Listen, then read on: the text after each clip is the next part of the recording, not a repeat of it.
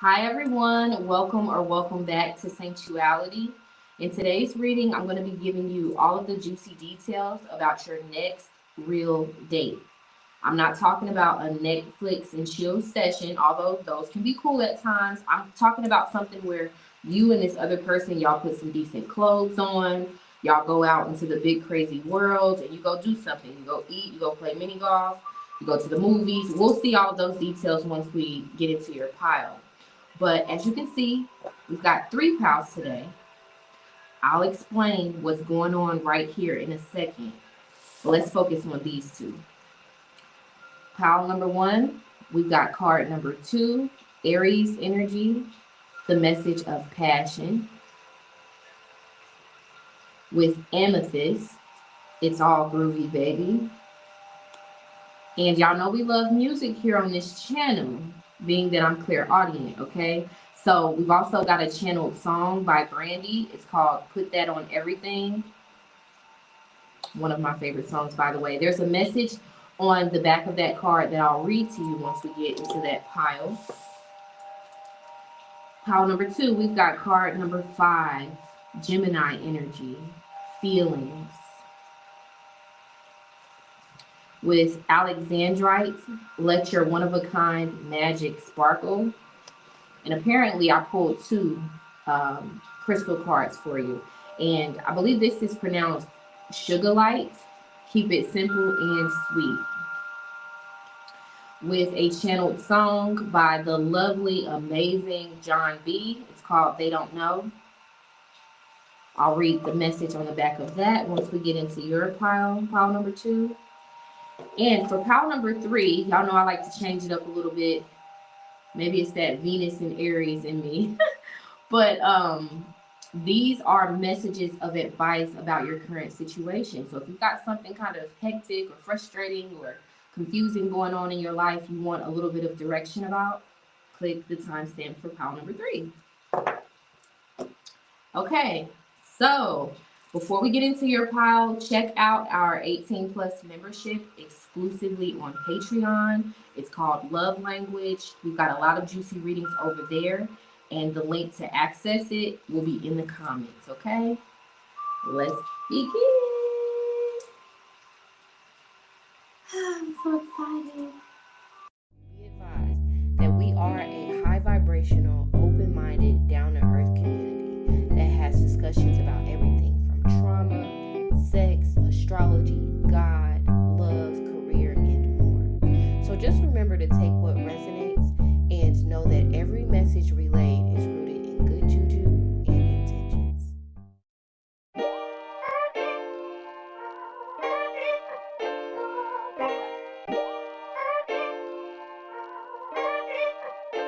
May every toxic projection, energetic thief, unwell wish, hidden enemy, evil eye, and any other form of negativity be expedited to sender, and may it never return again. Amen. Ashe.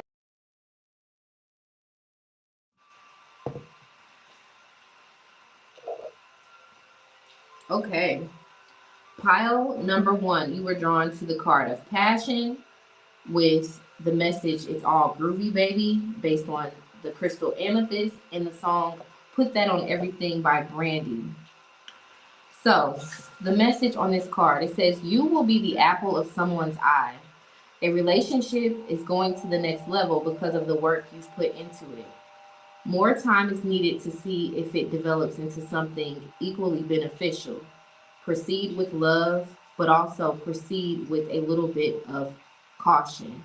The overall vibe is natural chemistry, potential, faith, positivity, abstinence, healing, and time.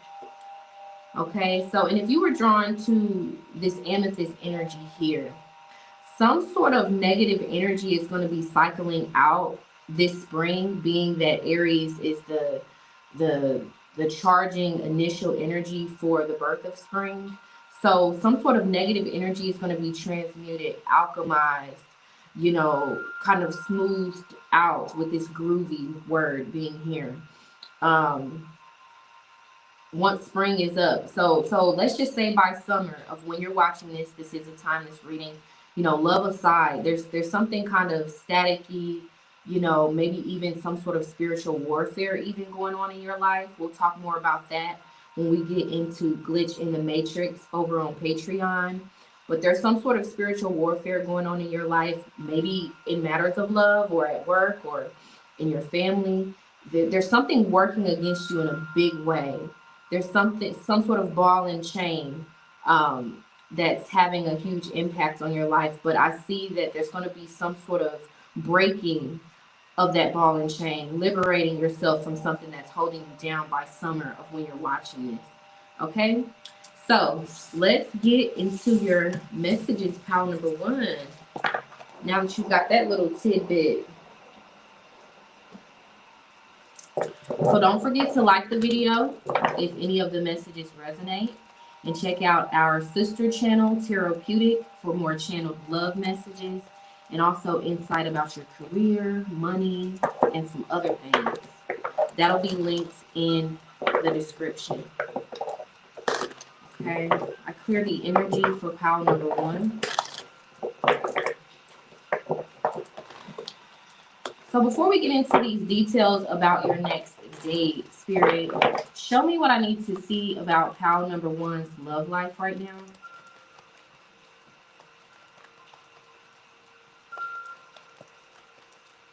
And I'll be honest, the song They Don't Know by John B, it literally just started playing as if somebody just turned on a radio. So you may want to check out pile number two as well when you've got the time. Quite possibly to know more about your love life right now for that song to come out while I just ask that question. Show me what I need to see about pile one's love life.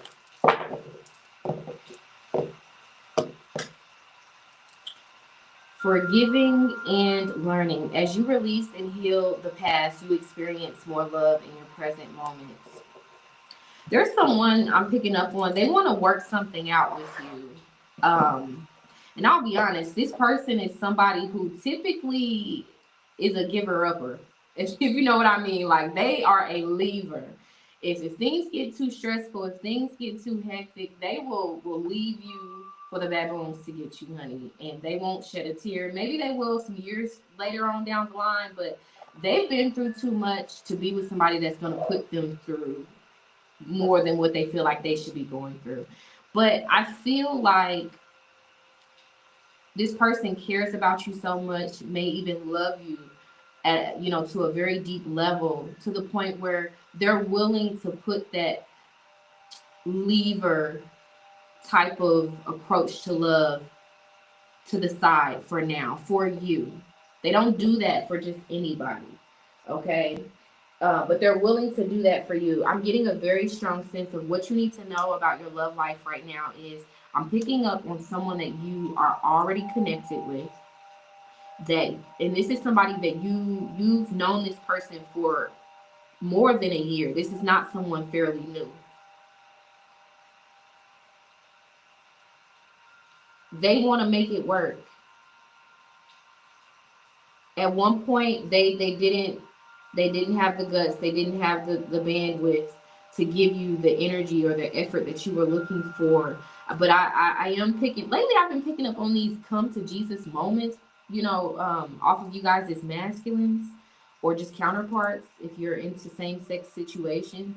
But this person is another one of these people I'm picking up on that's having some sort of come to Jesus moment where something is scaring this person straight. Maybe it's the attitude you've been having. Maybe it's, just you learning how to have more of a backbone. I don't know what you're doing, girl or guy, but something you're doing, something that is you're exhibiting in your behavior is scaring this person straight, and it's scaring them out of this lever. I don't care, I'm detached anyway type of mindset. There's someone that you have a significant connection with that is afraid of losing you. They want to make it work.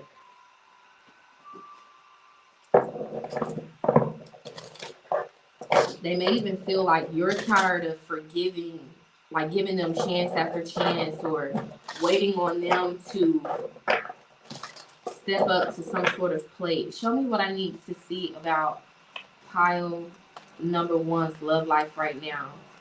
Remember to take what resonates, because that could be just for a few of you. Show me what I need to see. Okay. Wow. You see how that card popped out? I hope you did. It says they'll be back. Expect to hear from them soon. So I'm picking up on a no contact situation. So for some of you, this person you're going to go on your next date with, whenever the timing is different for all of you, it's going to be someone that you are in a no contact situation with, or someone that you have extreme communication issues with. There's someone you're having communication issues with. There's someone you're not seeing eye to eye with. And they are behind the scenes kind of like in an extreme tizzy about some sort of discord between the two of you. Maybe on the outside looking in, they seem like they don't really care, but they're throwing imaginary books and pillows around their room, just meaning like they're freaking out about it, but they're having a high level of composure. But if they were to really let their inner toddler out, they will be throwing stuff all over their room like, why isn't she talking to me? You know, why is she always upset? You know, I wish that she understood the way that I feel. Yada, yada, yada, yada. And you see how the octave in my voice went up? This is how frustrated this person is. Like, to the point where they can literally just yell and scream.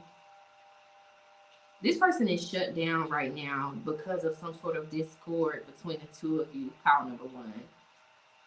Or if you and this person are doing really, really well, you may want to check out pile number two, or this could be just some sort of storm warning that there may be something that comes up in the near future that challenges this connection and causes you both to not be on the same page. But he's not going anywhere. To tie this together before we move on, this person that you're at odds with, that you may even be frustrated with, that you feel like you're kind of losing your patience with, they're feeling that in your energy in one way or another, because y'all have a spiritual connection. And they're afraid of losing you. And they're kind of panicking in the background and trying to suppress their inner toddler when it comes to, like, they're trying to prevent certain temper tantrums that are flaring up because they feel like they're not getting their way. They feel like you don't understand them. But it's not on you. This person has trouble expressing themselves. I mean, not everybody is a mind reader. Some people are, but not everyone. And I feel like you get tired of this person expecting you to read their mind, or, yeah, you've got some sort of a Mr. Princess here. Pal number one, somebody who, I mean, they're a good person, but they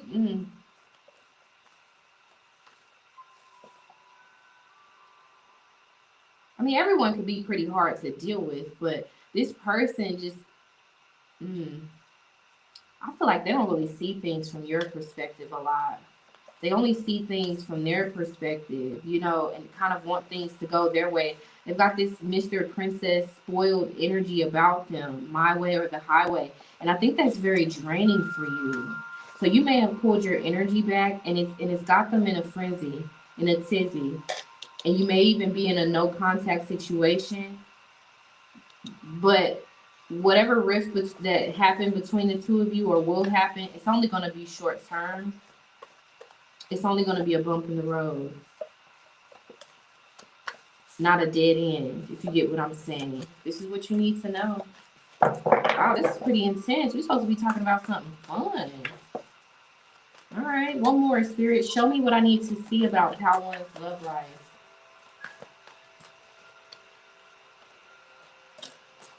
Transformation. Well, yeah. 19, butterfly. The butterfly has a message for you at this time. Look up the spiritual meaning of a butterfly. So what you need to know about your love life right now is that a connection between you and another is being transformed. Confirmation.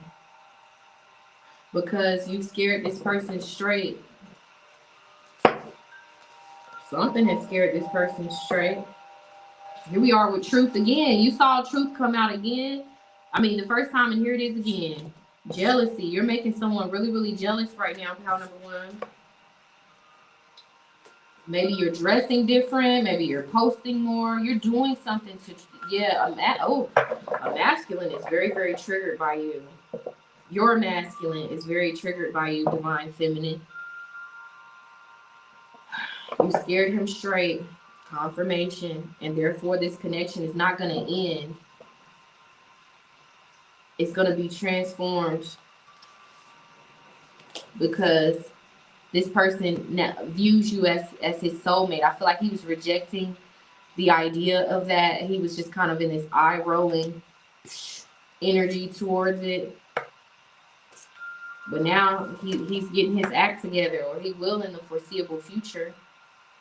Sagittarius season is significant with that arrow. For the month of November is significant when it comes to the progression of, oh wow. So Scorpio Sagittarius season, okay? There may be some communication issues between you and this person from now until Scorpio Sagittarius season. So that's October, November of when you're watching this. But what's going to happen beyond that is you and someone are not going to be on the same page for several months, because I am recording this in March. So for the, okay, sorry y'all. Y'all know my brain is like a computer sometimes.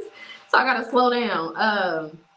Remember, timeless reading. So as you are watching this, for quite possibly the next seven months, there will be communication issues and or a no contact situation between you and quite possibly someone with air or earth in their chart or in their big three in some way, right? But what's going to happen beyond that is you guys are eventually going to get on the same page. But this person's pride and ego is going to keep them in this nonchalant energy, and you being tired of being the chaser is going to have you holding back. So patience will be required, but transformation will occur in this connection. Very beautiful message. Let's keep going.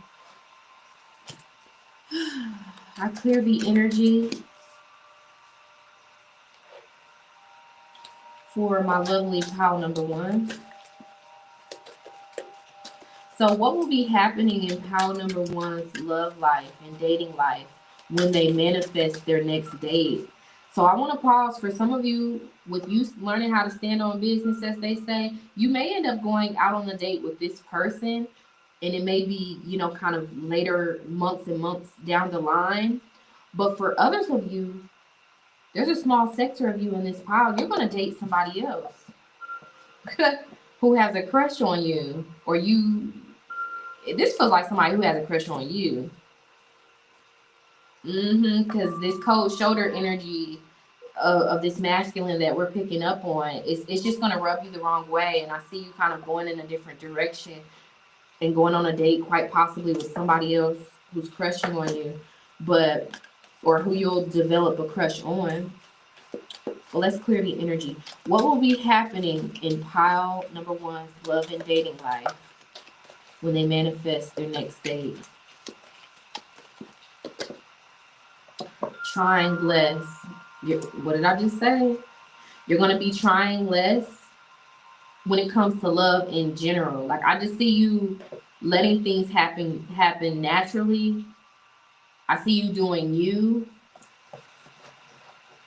So this date is something that's going to manifest. This is not something that you're going to put a lot of energy into.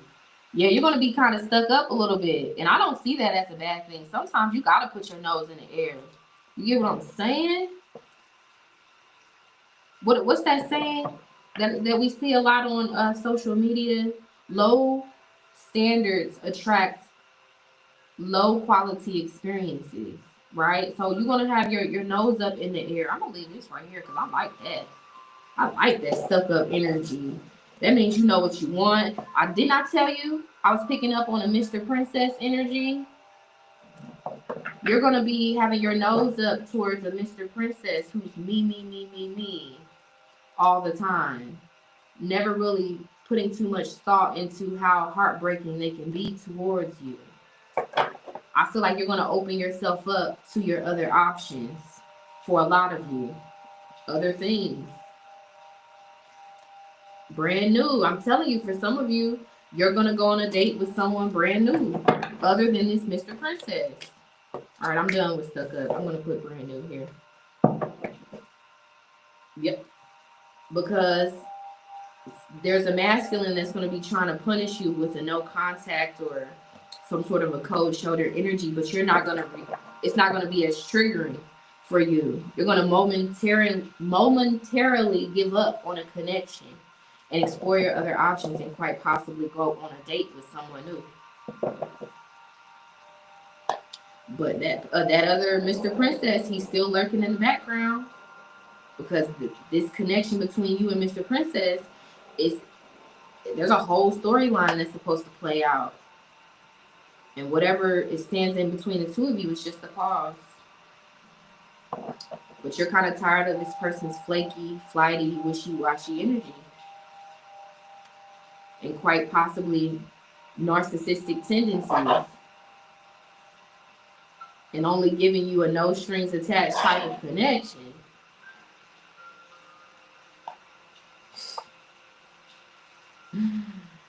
Baby.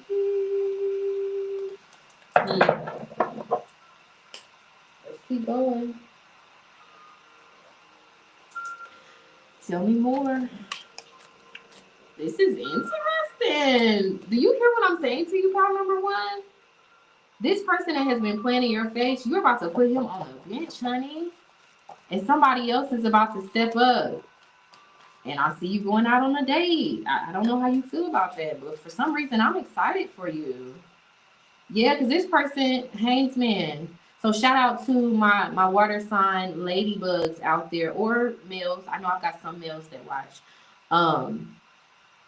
But yeah, Cancer, Pisces, Scorpio energies, as well as my Taurus, Virgo, and Capricorns here that were drawn to this pile. But I'm going to put this back in the deck. But I am picking up on this person has kept you hanging, left you hanging, has been leading you on. Yeah, this Emperor here, this little petty Mr. Princess Emperor, my way or the highway Emperor, who's used to getting his way.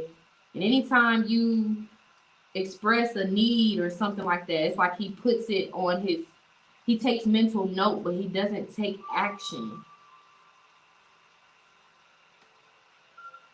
Let me clear this deck. Y'all know who I'm talking about. I clear the energy. Tell me more. What will be happening in pile number one's love and dating life when they manifest their next date? So far, I see that they're going to be tired of chasing a Mr. Princess Emperor. So I'm gonna be honest. In the way that I teach tarot, the Emperor is the twin flame.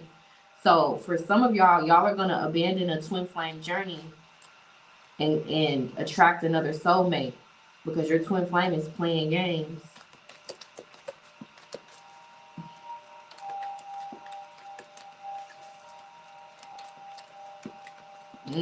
And as you do that, when you listen to the song Put That on Everything by Brandy, you'll understand how your twin flame, quite possibly, or just this masculine, this Mr. Princess, is going to be feeling as you put him on ice the way he's been putting you on ice. Okay. All right, there we go. Ooh, we got Diablo, honey. Oh, this is getting juicy. This is getting juicy. 9 of Pentacles, the High Priestess. Oh my God. Y'all about to have y'all a peace. If you don't know what that means, you about, I don't know, the scales of justice. It's about to be balanced. This person that kept you as an option is about to see, or maybe they won't see, because you're going to be moving in silence. I don't know, but this is Diablo here. You about to have you a piece, pile number one. A side piece. I'm not condoning this behavior, but I'm just your reader for the day, and y'all know how I talk, okay? You are about to have you a piece. You're about to have somebody come towards you that you know is going to give you the same energy that you was given to Mr. Princess. You're going to have you somebody in the background. You're about to connect with somebody outside of your current connection. Ooh. Your love story is about to get very interesting.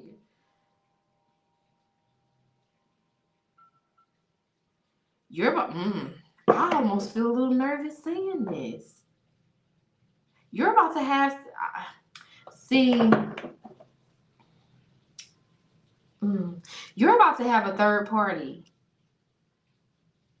It doesn't have to have a sexual connotation to it. It could just be you having another connection. You know how they say, there's like cheating on a sexual level and there's cheating on an emotional level. You're about to have a very kind of significant connection with another person. So they're coming up as a third party masculine. What in the heck? I can't show y'all too much because she don't have no shirt on. But look at this image here. You see she's got two men kissing her feet. Y'all know I'm not lying.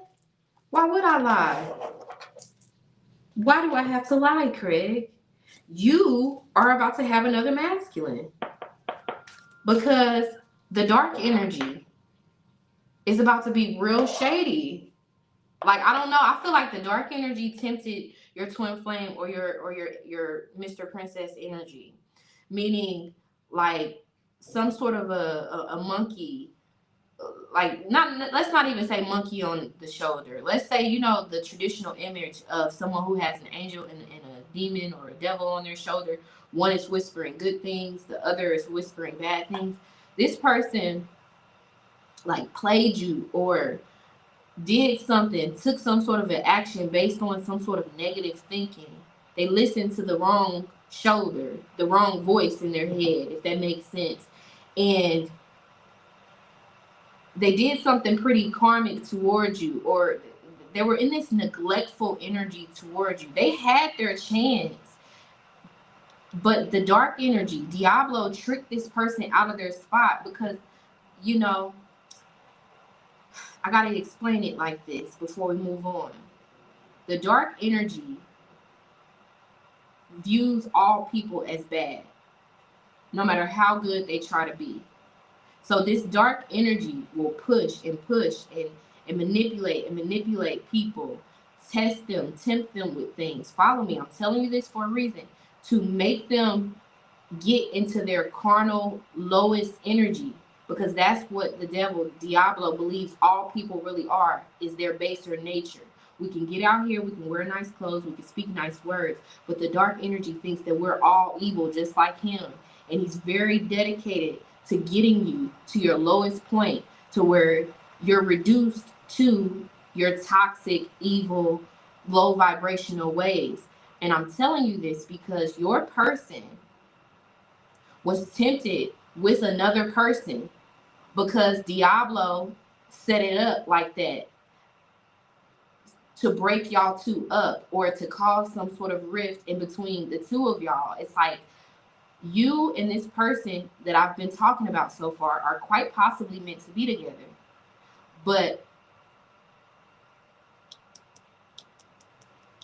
the devil, Diablo, he tempted your person with another shiny object.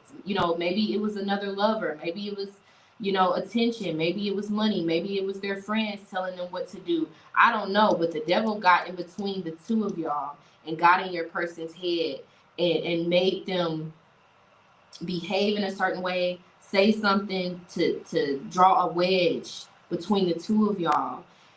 But I'm getting a strong sense that your person was tempted by another person. So maybe you're in a third party situation, Or maybe you're dealing with somebody who's non-committal because they swear the grass is always greener, or they swear that they can find somebody better or get somebody to compete with you. You know how they be, right? But this was a trick of Shaitan, right? This was a trick of the devil to draw a wedge between the two of you. And now it's about to get really, really spicy because you are about to have somebody. And now this person's going to have to watch. I'm telling you, I'm seeing another connection for you with somebody who wants what you want. I don't know what to tell you because it's karmic justice. The devil played on your person's top and tricked them out of their spot. Because that's just what he does. He thinks everybody is not ish. So it's like, oh, these two people are meant to be together? We'll see about that. Let me send a little tenderoni to this man. Watch how he does. Pile number 1. Look, I'm telling you, 5 of Swords, it was a trick of Shaitan. Your person was tricked out of their spot of being with you, and someone else is about to come in. Because the Knight of Pentacles is giving like boyfriend, girlfriend energy. This person that was keeping you, this Mr. Princess, quite possibly this twin flame that has been rejecting the twin flame journey, wasting your time. He's about to be put on the bench. You got another person coming in. You're about to get the last laugh. I don't know why. But I mean, look at her face. It's this mwahaha energy. He shouldn't have did it. You know, so that's why I'm laughing. He shouldn't have did it. He shouldn't have been tempted. Okay. So now his karmic debt is to watch you quite possibly be doted on, loved, and some other things by another person. Wow. I'm not about to play with y'all. Pile number 1. Y'all's reading is so Jerry Springer-ish. I cannot. I clear the energy.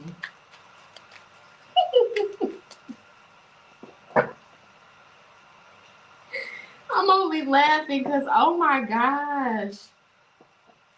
Your love life is about to get so interesting. In all those days that you kind of felt like, well, dang, why you keep doing me like this? Or for a lot of you, you were really being good to this person and he was dogging you out. Or he was going to. So even if Diablo was playing games, it's like the big energy. God allowed it because God saw too. Like, I know I put these two together because they're meant to be together, but this masculine, he isn't right. So I'm gonna allow this dark energy to do what he does. And with your person's free will,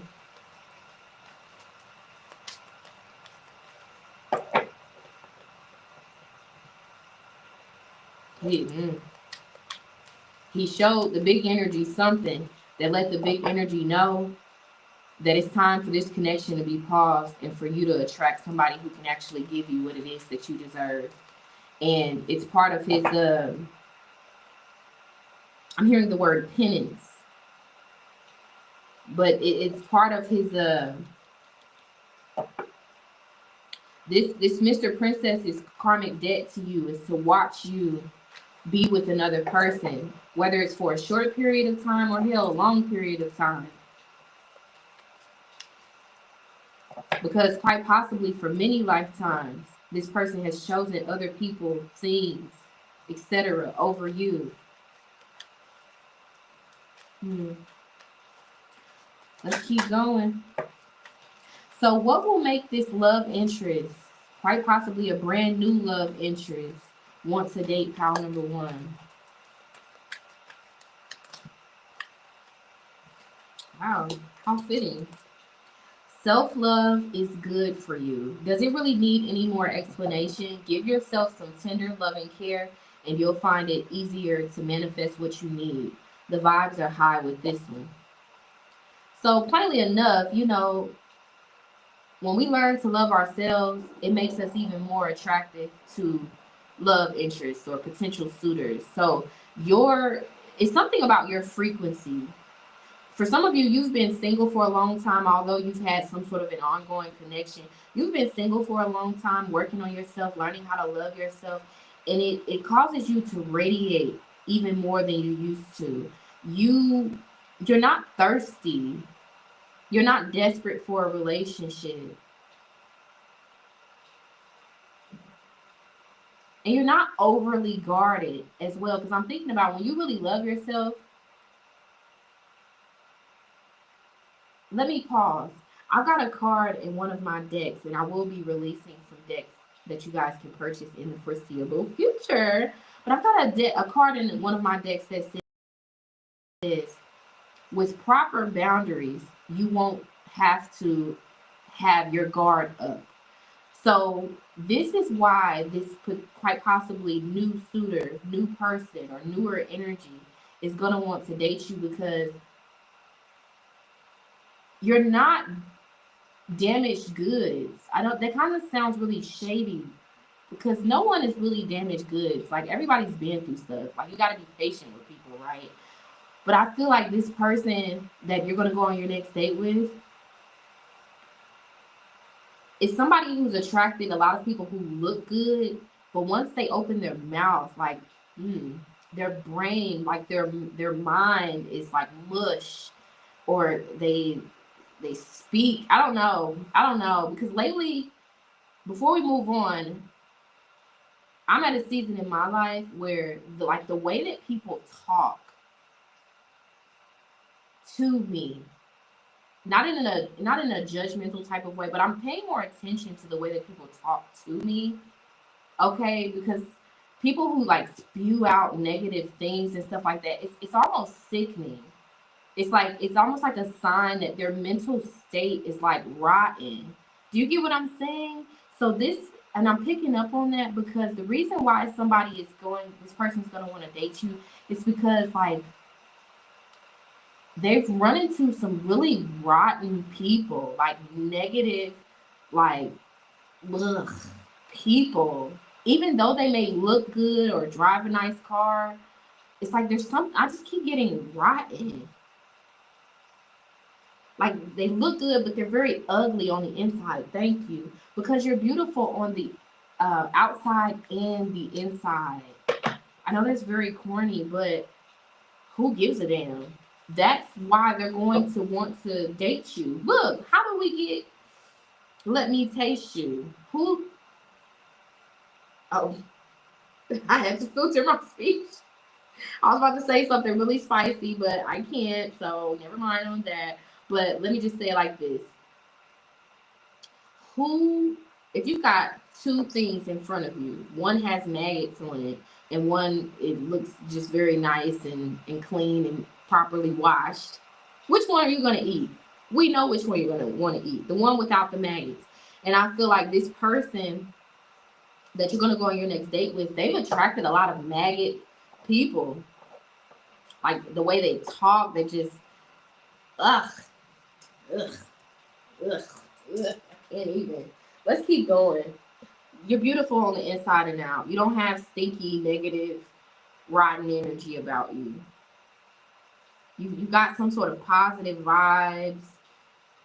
Ugh, ugh. Yeah. So that tells me that this next person is a divine masculine. Because for me to keep, look, how do I cut the deck? And we've got, ow, stupid candle. And we've got the moon. Let me see. Yeah, let me pull it over here so you can see it. Look at this rotten energy. Like it literally was making my stomach hurt as I was talking about it. And here we are. Shady. This person you're going to go on your next date with, they've met some shady, nasty people. Ugh. I'm getting indigestion. Ugh. And the reason why they're going to want to date you is because you're nothing like those people. Ugh. I'm not even a judgmental type of person. I'm pretty sure y'all can pick up on that based on my personality in these readings. But this energy I'm picking up on is literally, ugh, I could gag. So this tells me this person you're going to go on your next date with, this is somebody who they are over. They've had some sort of a karmic partner in their past. They've cut karmic ties. They want something good. They want a good woman because you're a good woman. Because you're a good person. That's another reason why they're going to want to date you. So who is this person, Spirit? Who is this person that will ask Pile 1 out or take them on their next date?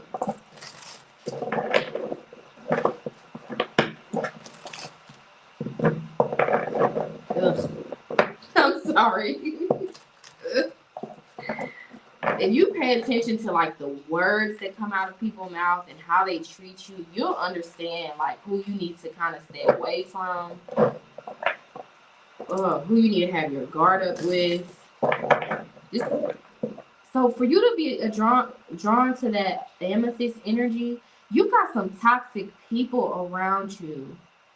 Keep the faith though, because there's going to be some sort of divine intervention by summer when it comes to some toxic people you got to deal with. Okay, that's maybe spewing negativity out onto you, or like just trying to ruin your life, or just like they just keep fucking with you and ugh. You know, it's just like this, like, ew, why is this happening? Keep the faith. By summer, yeah, you got some shady people around you. Just, you know, a little tidbit here. But by summer, it's going to be all right. Okay. Who is this person that will ask Pile number 1 out or take them out on a date next? Wow. 4 of Swords. What did I just say? Truth. This is somebody who's tired of what you're tired of. Who's tired of... Okay, so this is somebody who's healed.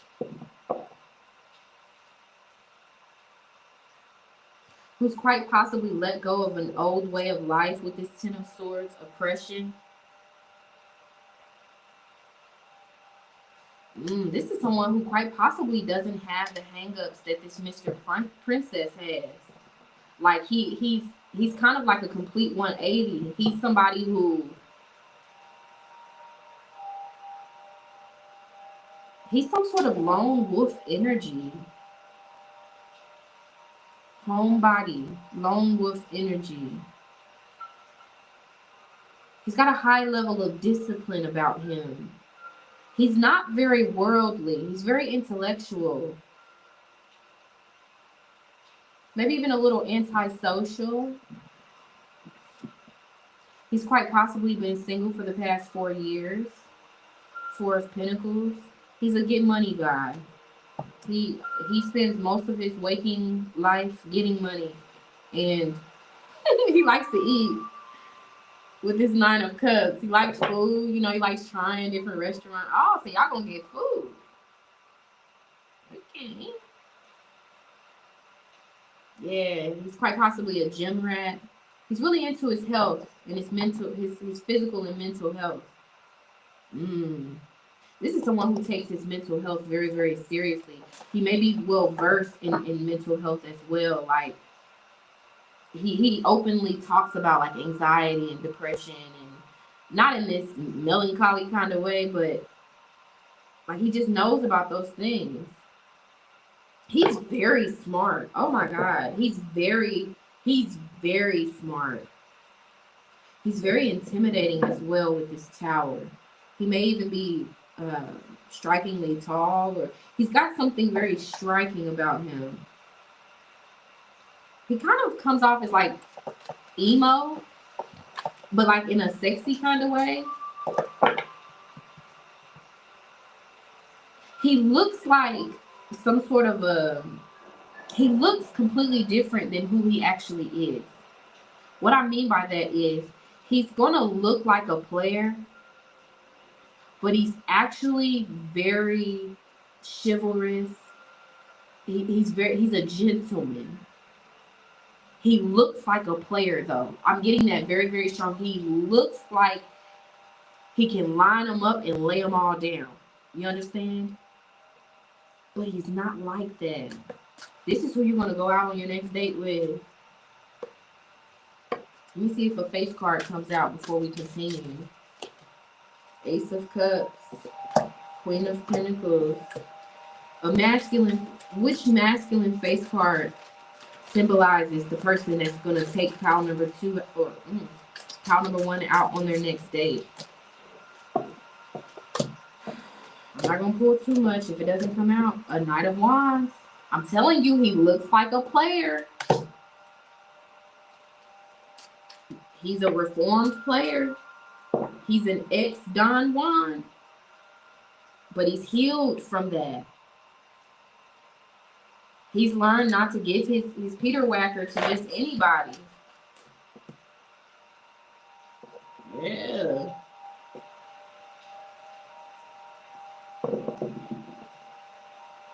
This is somebody who used to be a male Jezebel.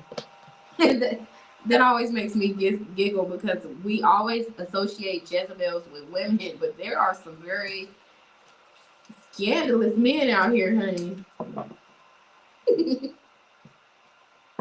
This is someone who used to be a male Jezebel. But he's changed his ways with this Eight of Swords, interference, something. Yeah. He wants one woman now with this Empress and this child. That road of the male Jezebel. See, not even that.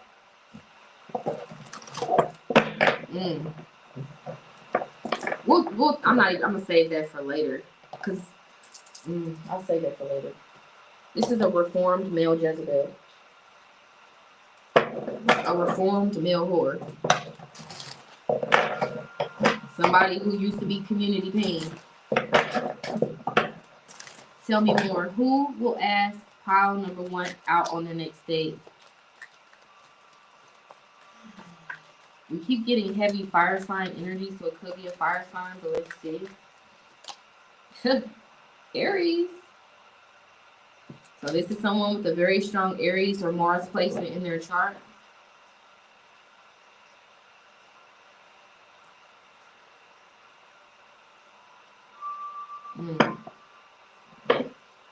Aries, Leo, or Sagittarius. Could even be a Capricorn, Cancer, or Libra. Let's keep going.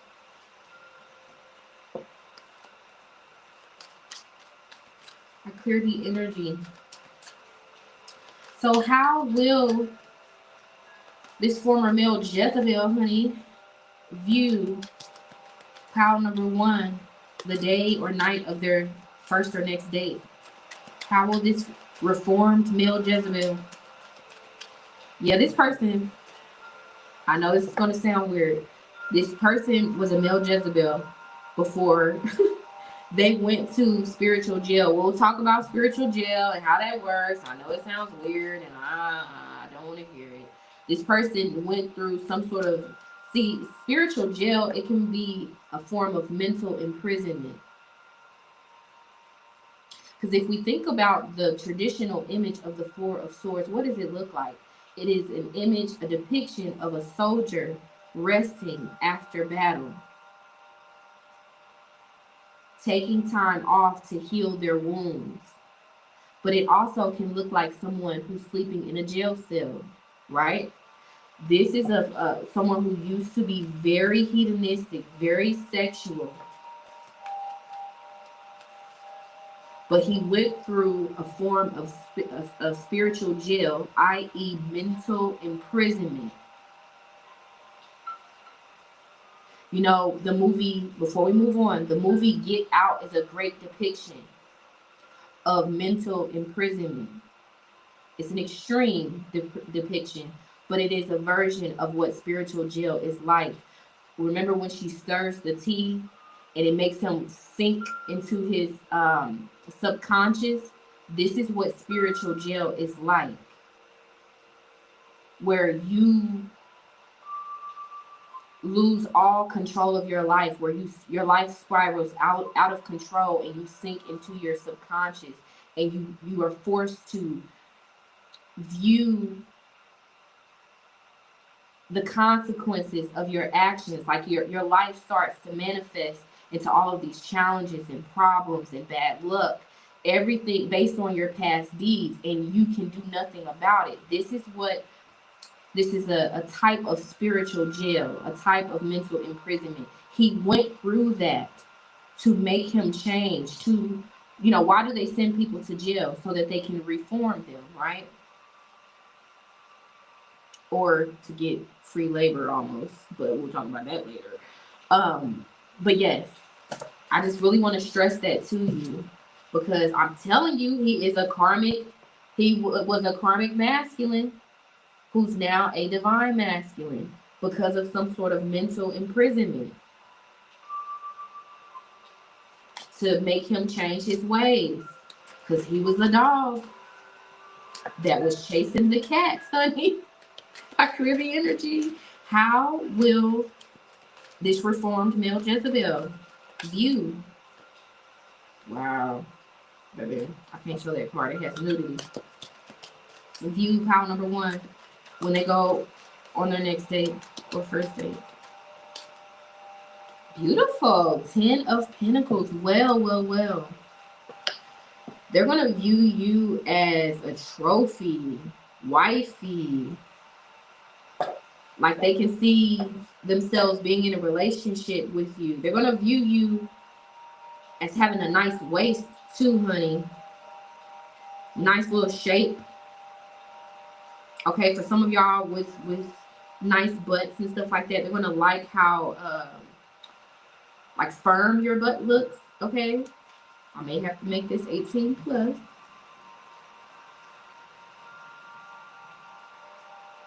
Wow, they're going to be undressing you with their eyes. They're going to view you as a sight to see from head to toe. Head to the pinky toe. Baby. I gotta filter my speech. I'm not going to say what I was about to say. But for some of y'all that are also tapped in spiritually, you already know what I'm getting at. Like head to toe. Scrump diddlyocious. Like you're just gonna look good. Like they could just bite you. I'm telling you, Queen of Cups. They're gonna be very mesmerized by your lower half. It's almost like they won't be able to keep their eyes off of you. Like especially if you walk in front of them. Like they're gonna be mesmerized. They're gonna like your walk or your heels or something that you've got on. They're gonna love what you've got on. Oh my God. Because I'm thinking about like love movies where the man loves seeing their woman in a particular gown. Like whenever they put that gown or that outfit on, it just drives the masculine wild. There's something that you're going to have on, and it quite possibly is going to become their favorite look or favorite outfit on you. Or there's a color that you're going to wear. It's just like, they're going to be like, oh my God, what the hell? How am I supposed to get through this salad right now? I'm telling you. King of Cups, look at her outfit. So if y'all are going somewhere nice, like you gonna find something real nice at Fashion Nova or wherever you shop, honey. And it's gonna look really good. I can't show this too long, but he's definitely gonna be picturing you without it on.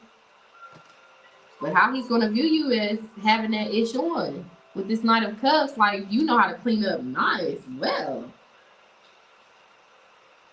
5 of Wands.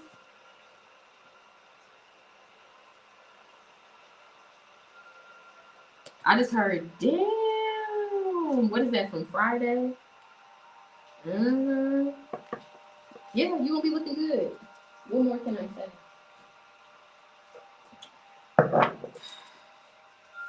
You're gonna be looking real good. He's not gonna be able to take his eyes off of you. Whoever this person is, and again, it's quite possibly somebody other than this Mr. Princess twin flame. Okay, so what should pile number one expect during their next real romantic date?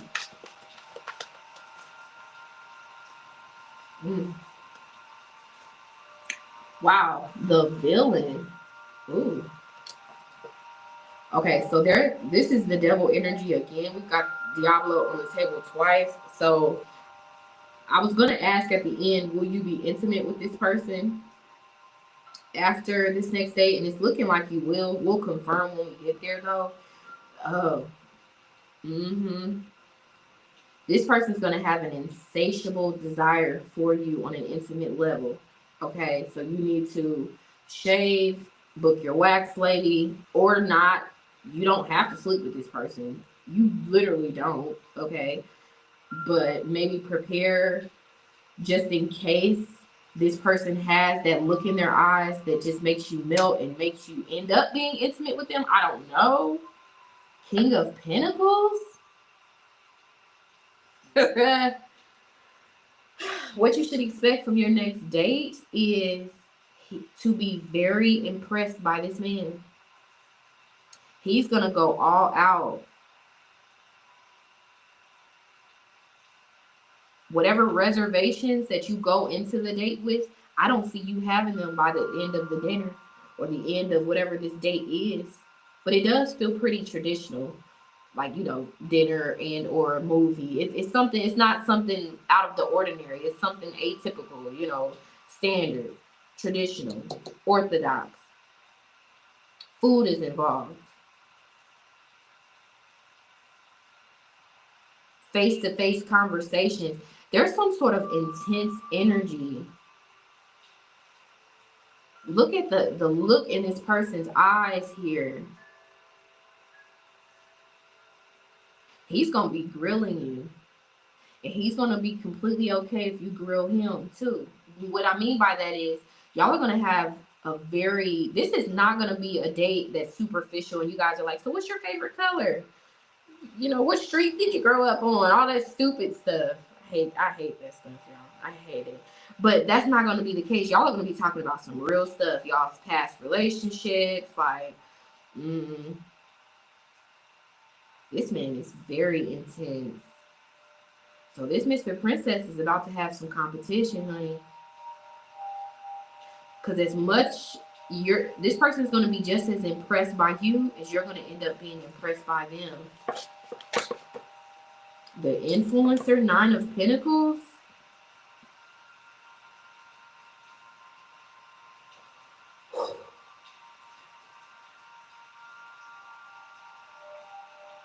What you should expect during your next real date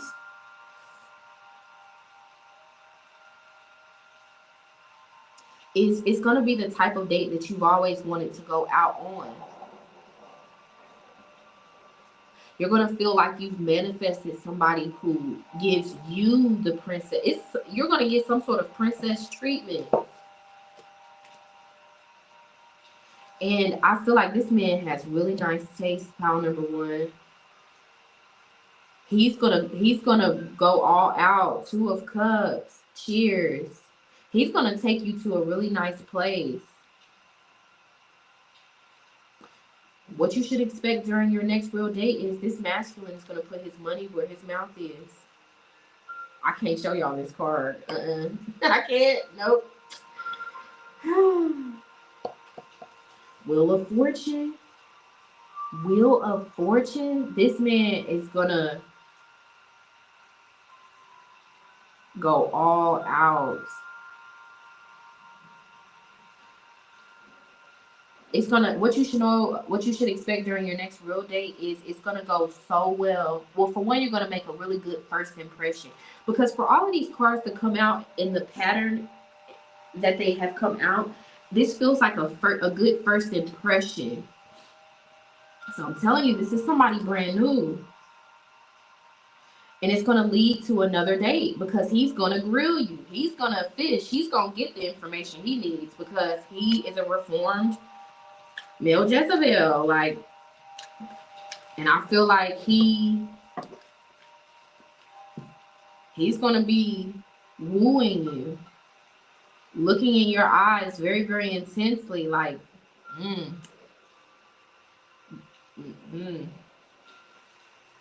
So he's going to quite possibly satisfy some sort of a sapiosexual element that you have. For some of you, you don't really get turned on unless you connect on a mental level. You know, y'all are going to connect really, really well on a mental level. You both, as you start to talk and get to know each other, ask questions, you're going to see that you both have a lot in common. You both are going to make a really good first impression on each other, and it's going to lead to a second date and more dates.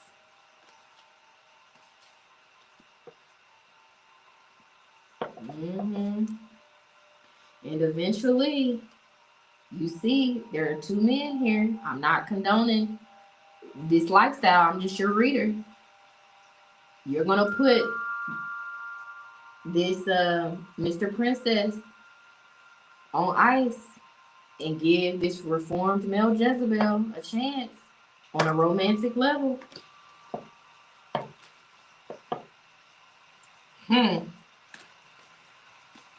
Whoa. Let's keep going. What should pile number one expect during their next real romantic date? Something told me to turn over the deck. It's going to happen very soon, sooner than later. And I feel like you're going to like this guy with this message of real feelings here. It says you share true romantic feelings worth exploring. I'm telling you, there's some level of intimacy that's going to manifest as a direct result of this date. It says physical connection, the sacred union of bodies, two becoming one.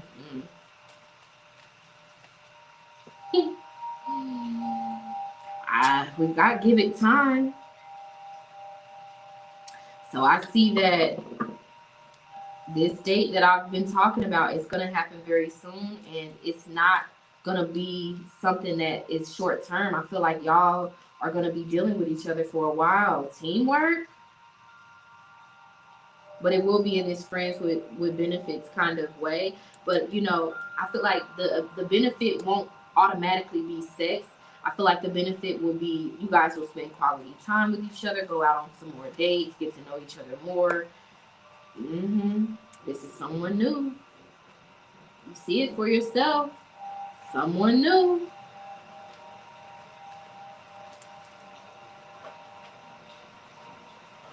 So, what should pile number one expect after their next real date? Searching. It says thinking of you, profile creeping, blocked contacts, profile searching. So this is someone that you may meet online on social media or an online dating platform or yeah.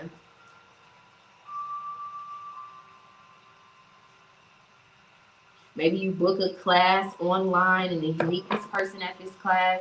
You know, online doesn't always have to be dating apps and social media. It's so many other things. We'll talk about that more in the future. But what you should expect after is I see this person doing their research on you, being kind of a little bit obsessed with you, like just off of the first meeting or just date in particular. This person's going to be planning another date, excited about seeing you again with this getaway. Run away in the sunset, begin in adventure, and go on vacation. Yeah. Around fall. So with this very soon, this is going to happen in the year that you're watching it.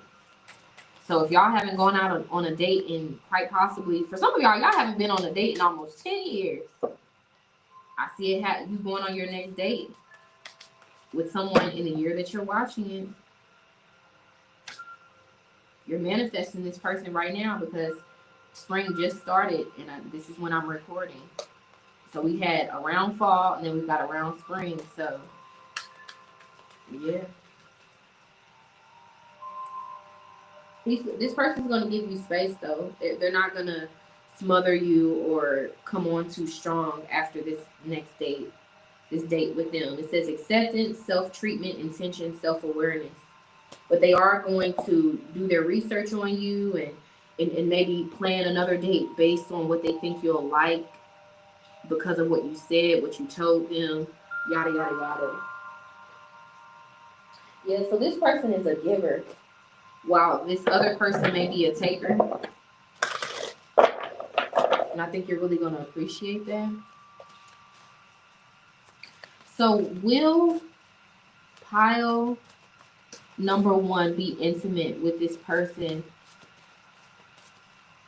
after this date that we've talked about? Because for some of you, you will, even if it's a new person.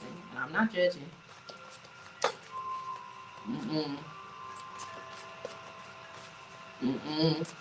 Will pile number one be intimate with this person after this date I picked up on? Magic. Four of Swords. King of Swords. Yeah. For a lot of you, yeah. Because you're Six of Wands. Yeah. Because you're tired of this other person playing in your face. For some of you, you're going to get your lick back.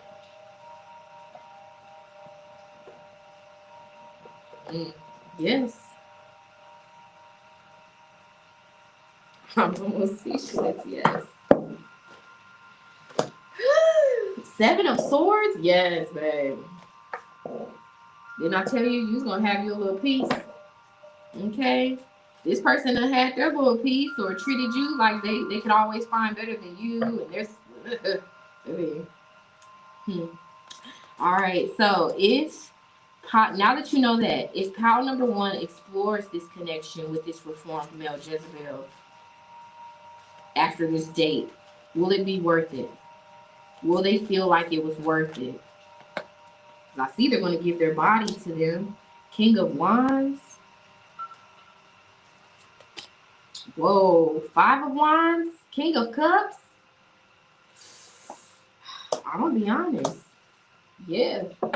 Two of Wands. You about to get in player energy, pile number one. Watch pile number two for more messages. Yes, you will feel like it's worth it. Ace of Cups. You will not regret taking this new person's love offer.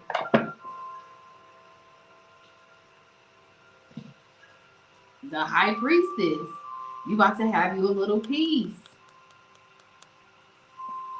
As retribution for how this Mr. Princess or Twin Flame has constantly rejected you or put other people on the pedestal that they were supposed to put you on. I'm seeing a twin flame separation and you calling in somebody that your twin is going to have to see you explore a connection with. Nine of Cups, and I don't see you having any regrets. Okay. Wow. As a final message, Spirit, how will this person that pile one will go on their next real date with feel about them?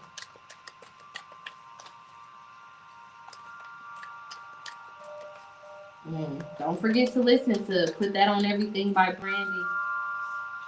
Because this Mr. Princess is going to be feeling that like crazy. Whether he knows about this little piece you about to have. I feel bad calling this person a piece, but that's how much this new person is going to like you. They're not going to care who you got in the background. They're not going to want to go anywhere. Yeah. How will this person that pile number one will go on their next date with feel about them. Didn't I just say it's like they've got this fearless energy? It says, let go of fear. I have no fear of making mistakes. Nothing you do or say will ever make me stop loving you. There are no mistakes on this journey, only soul lessons. Everything happens for a reason. It's safe to be vulnerable with me.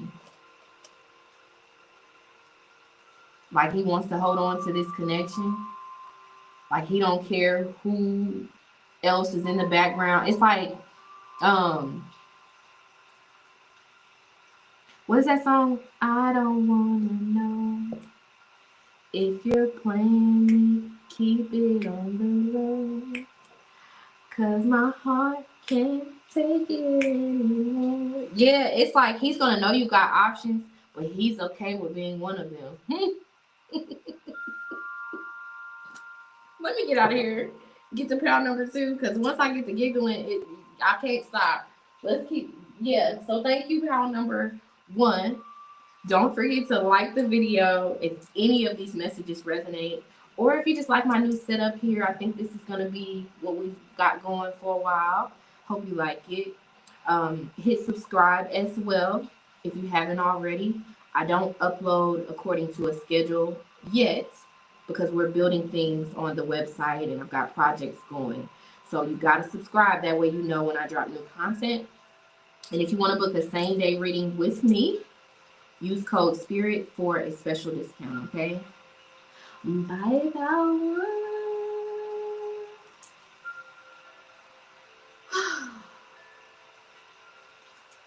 Pile number 1 is about to have a birthday. I can't. I cannot.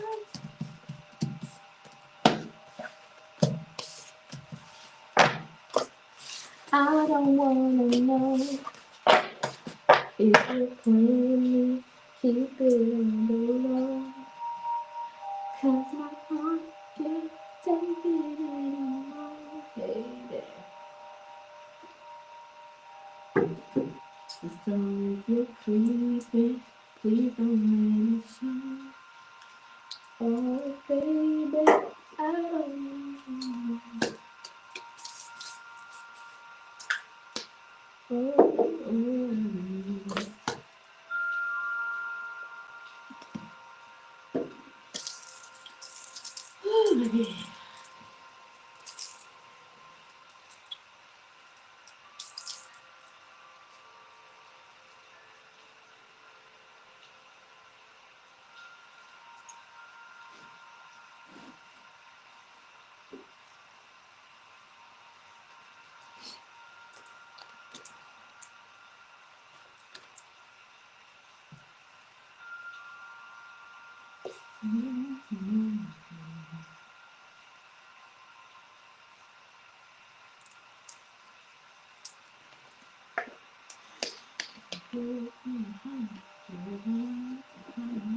It's a shame, I don't even know what you want. Where you go, you stop instead, 'cause you're bad at the show. You can't see it all, out of control.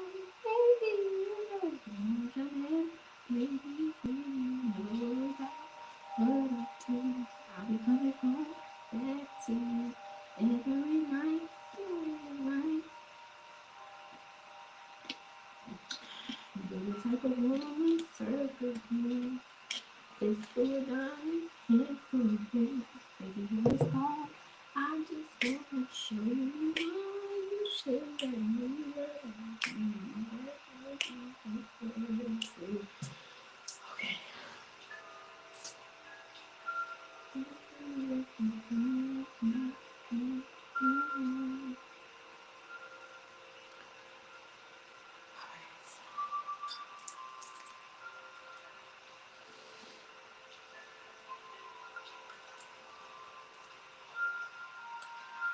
Hey, Power 2. So you were drawn to card number 5, Gemini Energy Feelings, with Alexandrites and Sugarites, and the song They Don't Know by John B. Honey.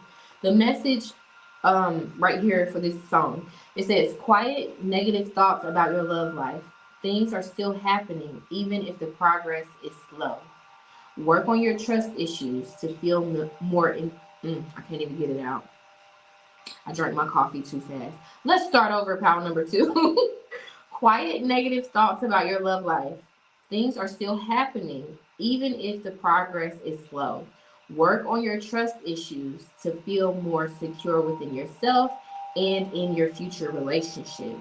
It says the vibe is genuine, loving thoughts, reassurance, trust, worry, understanding, maturity, transparency, and calm energy. So you see how I had to stop, say it again. So there's some sort of second chance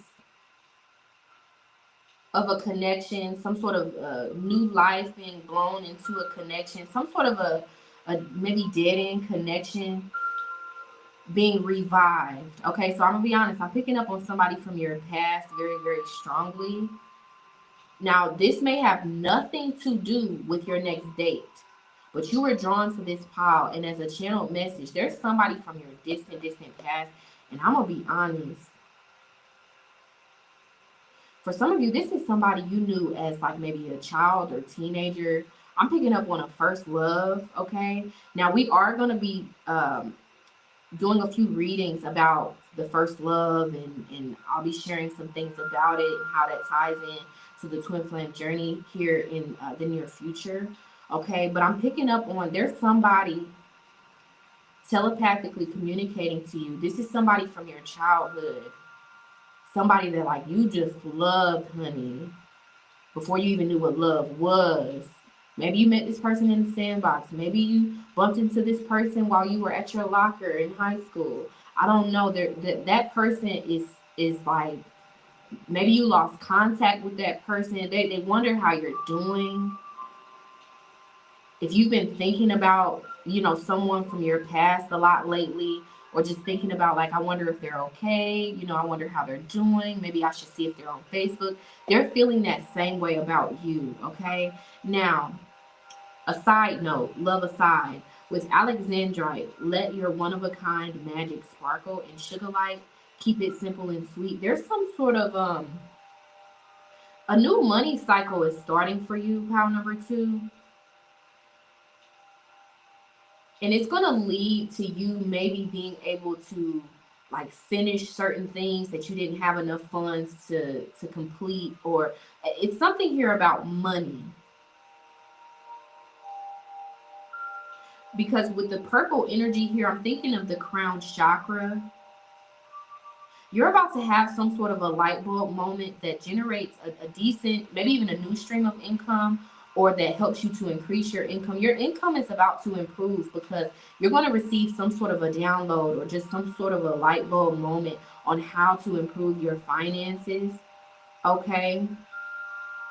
And I'm thinking of how purple is associated with Aquarius.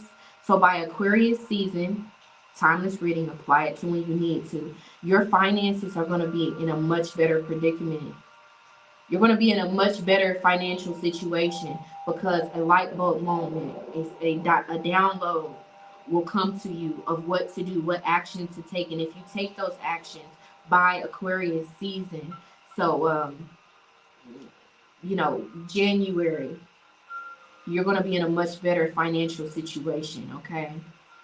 All right, so those are your initial messages. Let's jump into your reading. And I will have this song along with the songs of Pile 1 linked in the comments to check it out. So I clear the energy for pile number 2. Don't forget to like the video if any of these messages resonate, and check out our sister channel. It's called Therapeutic, for channeled messages about love, money, career, and a whole lot of other things. I'll have the link to Therapeutic in the description, okay? I clear the energy for pile number 2. So show me what I need to see about pile number 2's love life right now.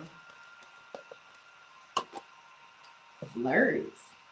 Extend your lighthearted energy to others. Somebody has a crush on you. Yes, soulmate. Yes, this is your soulmate.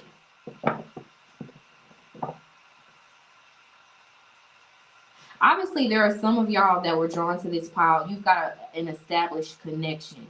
So whatever comes out up here, just take what resonates because it may be for someone else.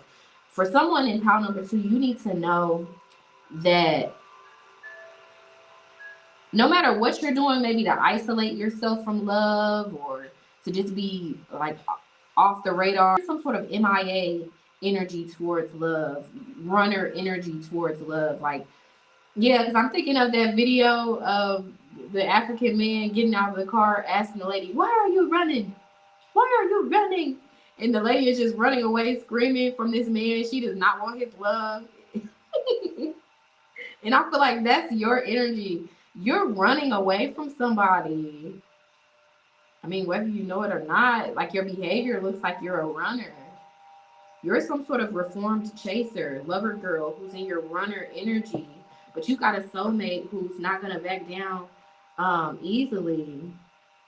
There's somebody you're trying to push away who's not gonna give up easily.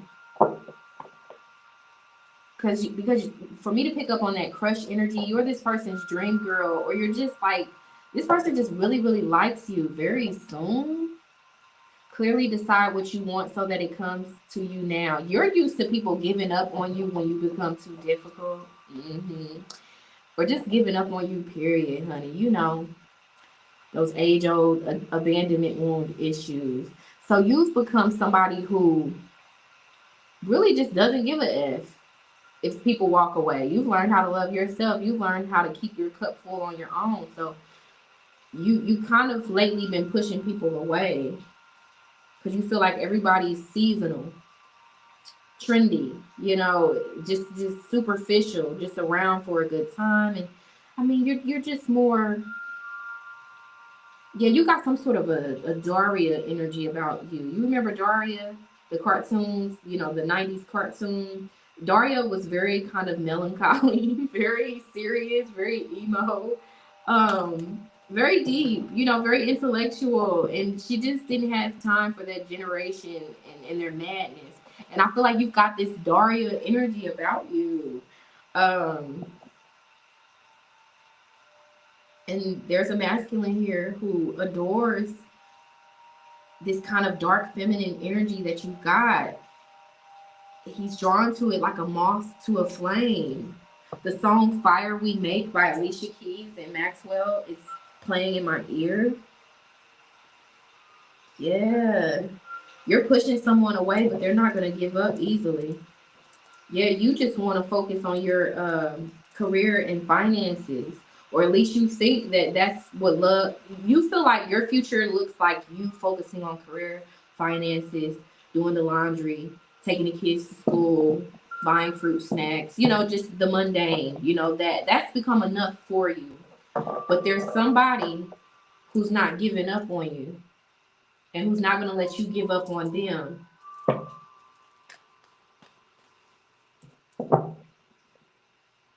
There's a masculine who's in chaser energy towards you, pile number 1 or pile number 2. Because I said pile number 1, you may want to check it out for more messages.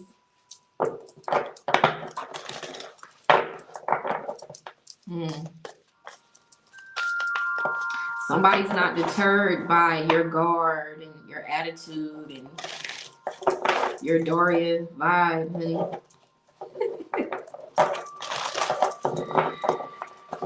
Somebody is like, loves your bad girl energy, your rebellious nature, wants to tame you, views you as a challenge, but a challenge that they want to accept. Show me what I need to see about pile number 2's love life. So if you are just drawn to pile number 2, I feel like a lot of y'all that are going to be drawn to this pile, yes, you've got a connection with someone that you could easily access, whether you actually talk to this person every day or not. But for a lot of y'all in pile number 2, you're kind of curious about new love. What new thing could be coming in? So this person that I've just talked about, if you don't know who this person could be, this is this new person that's manifesting. It's somebody who can handle you, who can handle your attitude, who can handle your anger, who can handle you. For some of you, you're kind of quiet, you're kind of to yourself, and again pushing people away with this Daria energy because you haven't met somebody that can really handle you, that's really as loyal as you are, and you're just kind of over humanity at this point. You just, yeah, wow, all of these songs. I'm hearing the song Saturn by SZA, but forget the lyrics. It's symbolic for a lot of you. You just want to run off to Saturn. You just want to be alone. You're okay with growing old alone.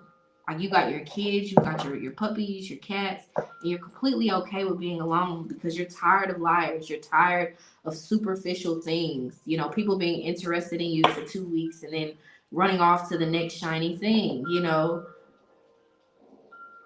you're tired of being emotionally available for people who leave you drained. But there's somebody who wants to take on your storm, who wants to fight your demons with you.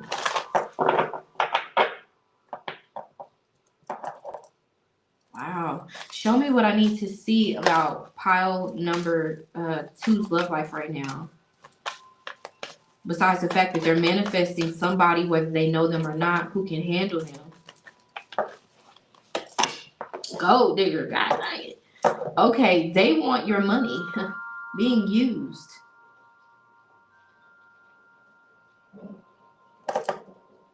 Open your heart. It will help you attract more love. Thank you, Spirit. Because I'm like, Spirit, why would you put this on the table? So this feels like a separate message. For others of you, what you need to know about your love life is that something's a connection between you and another. Everything's working against it because this person has negative intentions. This person either literally wants your money, is a male gold digger, or views all women as gold diggers, and it's not going to treat you right. Yeah, I feel like this is the real message, though. There's a connection that's falling apart, and you need to let it, because that person is very worldly. You know, they're not going to be able to handle your Daria energy. They're not going to be able to meet your expectations of giving you real love because they're kind of some sort of lost soul energy. Again, they view all women as users. They have this negative perception of women, and it's going to bleed out onto you unnecessarily, okay? Yes, this is the real message. I'm going to put this here. Let go. Make room for the new beginning on its way to you now. So you're manifesting somebody who doesn't want you for your money, doesn't want you just for your body. Like, they're going to be drawn to you because of like who you really are.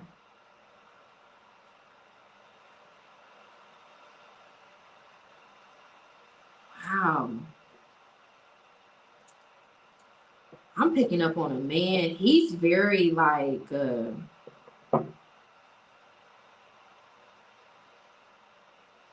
he's gonna be very loyal to you, very serious about you. So there's this theme of y'all coming to these readings thinking about somebody in particular, but you've got somebody else coming in. A lot of y'all are dealing with people you've got very strong connections with, spiritual ties to, but that are kind of lost, have been kind of conditioned to be very superficial, and therefore they're going to flake out on you a lot. But the good news is a lot of you guys are attracting other people, whether you end up being with these other people that are coming in for you long term or just for a little while you and your person grow or not. It unfolds differently, but you've got somebody else coming in here. Whether you take their love offer or not is up to you. You got, yeah, Gemini, Libra, or Aquarius.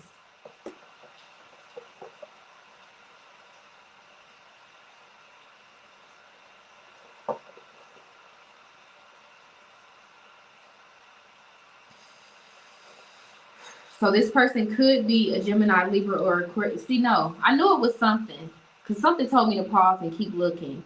You've got two masculines, a fire sign, a divine masculine, and a karmic masculine, this air sign energy. So let go. Make room for the new beginning on its way to you now. You are manifesting a connection with somebody who can actually handle you and who can keep it in their pants. Somebody who doesn't just want you to use your car or to...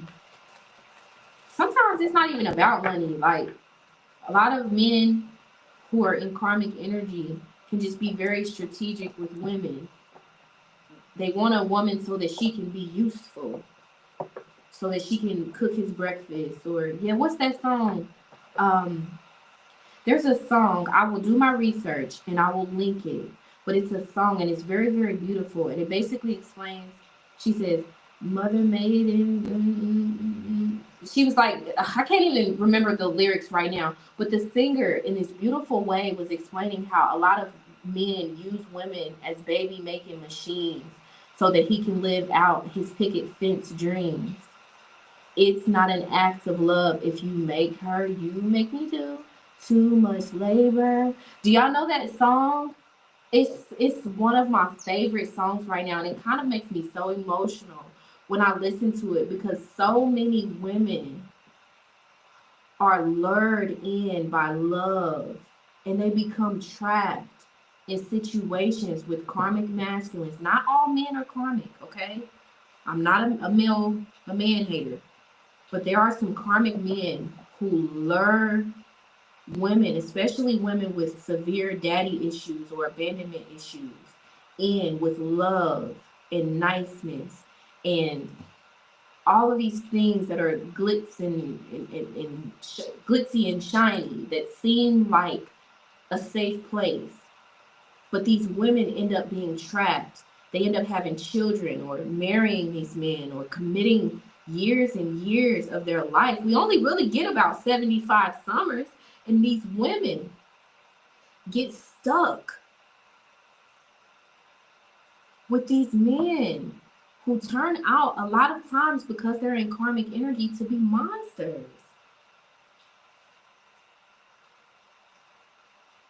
It's like these unspoken cages, these invisible prisons. Oh my God, y'all know how deep I can get. I'm not gonna get too deep right now though, but I'm telling you,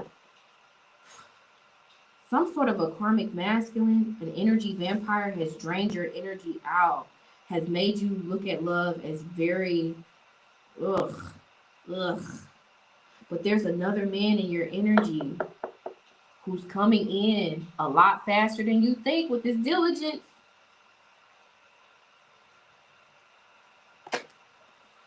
The polar bear has a message for you at this time. Look up the spiritual meaning of the polar bear.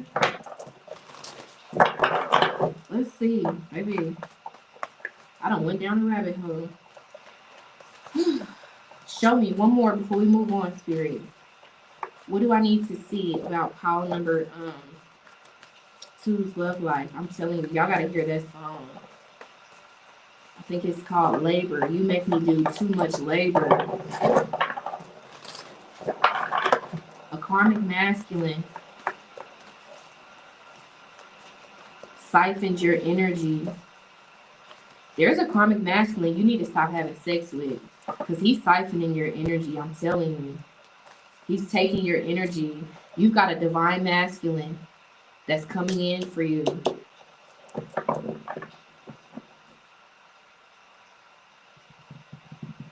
It can happen in as soon as 2 seasons from when you're watching this, and as long as 2 years from now. Timing is different. You would have to get a private reading to know more. But you've got a divine masculine that you're manifesting. Someone that you have a past life connection with. And I'm telling you, there's a karmic masculine that you need to friend zone, that you damn sure need to stop being intimate with, because he's taking your energy. Divine feminine.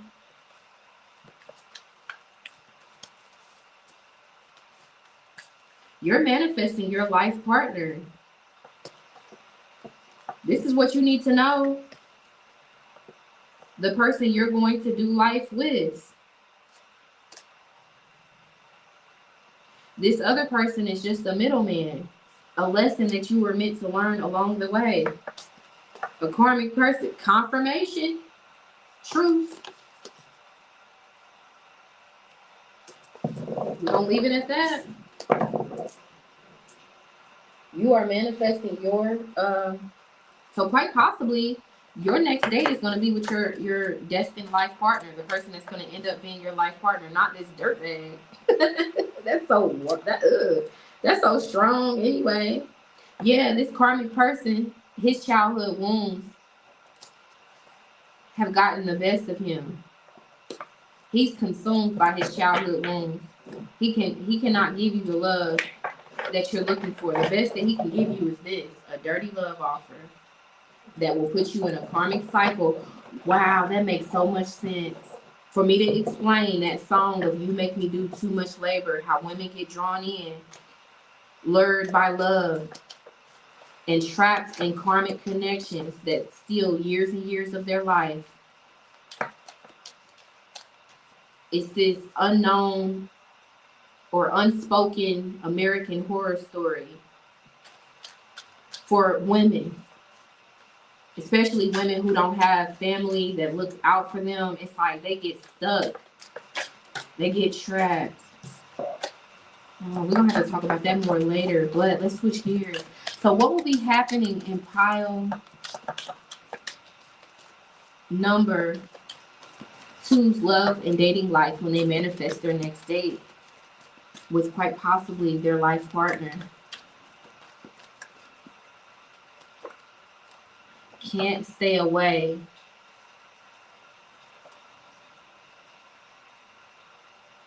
I feel like you're going to be still trying to, I feel like you're going to be trying to, I can't even get it out. You're going to be in the process of sobering up from this drunken love with this karmic masculine. I feel like you're going to feel tempted to go back to what's familiar, but you're going to be trying to force yourself to stay away. Yeah, not in the mood. Bugaboo. Okay, so thank you. That's what you're saying. What's going to be happening in your love and dating life when you manifest your next date is this karmic masculine is going to be trying to get back in your energy, trying to reconcile with you.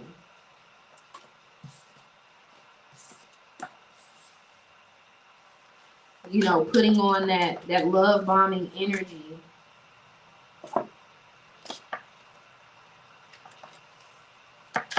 Love bombing you. Trying to pull the wool over your eyes again. This karmic masculine is going to try to flirt with you. Be nice again. Reel you back in. Give me one more from this deck. What's going to be happening? This karmic masculine is going to try to keep you from moving on. It's going to try to get your attention to distract you. It's going to try to tempt you sexually to get back into your energy. But you need to know he's sleeping with other women. So, because he's never satisfied. Yeah.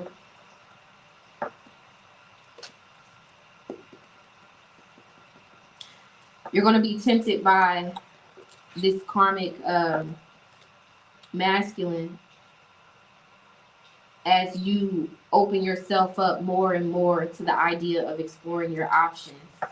But for a lot of you, you are going to friend zone this karmic masculine the same way he's been doing to you. You're gonna match energy. You're gonna put him on the back burner like he's done to you. Yep, spellcaster. We'll talk more about sex magic and things like that over at Glitch in the Matrix on Patreon. Ooh. Lady Hater. Y'all heard how the deck fell out? And then we got Lady Hater. I told you, he's got a warped perception of women that makes him very, very toxic towards you and them other people he lays down with. Mm-mm. No, you do not need to be exchanging sexual energy with that thing, because he's in such a low vibrational energy. You know how they say demon time? That's a real thing. People think demons are little critters with 5 eyes and creepy crawly little things. That demonic energy is a frequency that all humans can get into. Why do you think people kill each other, rape each other, stalk each other, hurt children?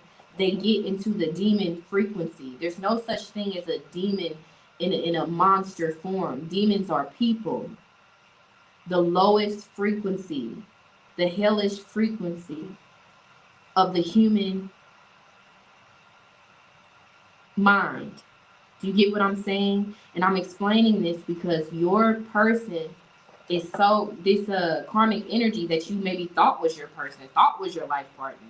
But thank God you're waking up, or you need to wake up to know that that's not true. That's spiritual manipulation to trick you into going into a karmic cycle.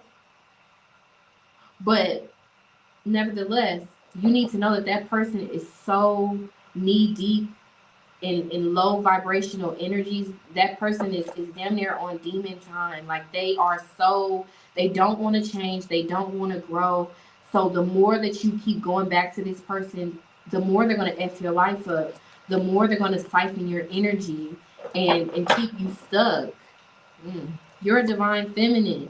This person is a king of swords, a karmic masculine. Y'all are not equally yoked. So for a lot of you, what's going to be going on in your love and dating life when you manifest your next date is you're going to be waking up to that. Tell me more. What will be happening in pile number 2's love and dating life when they manifest their next date? 2 of Pentacles. Okay, you're going to be getting to the money. You're not even going to be worried about these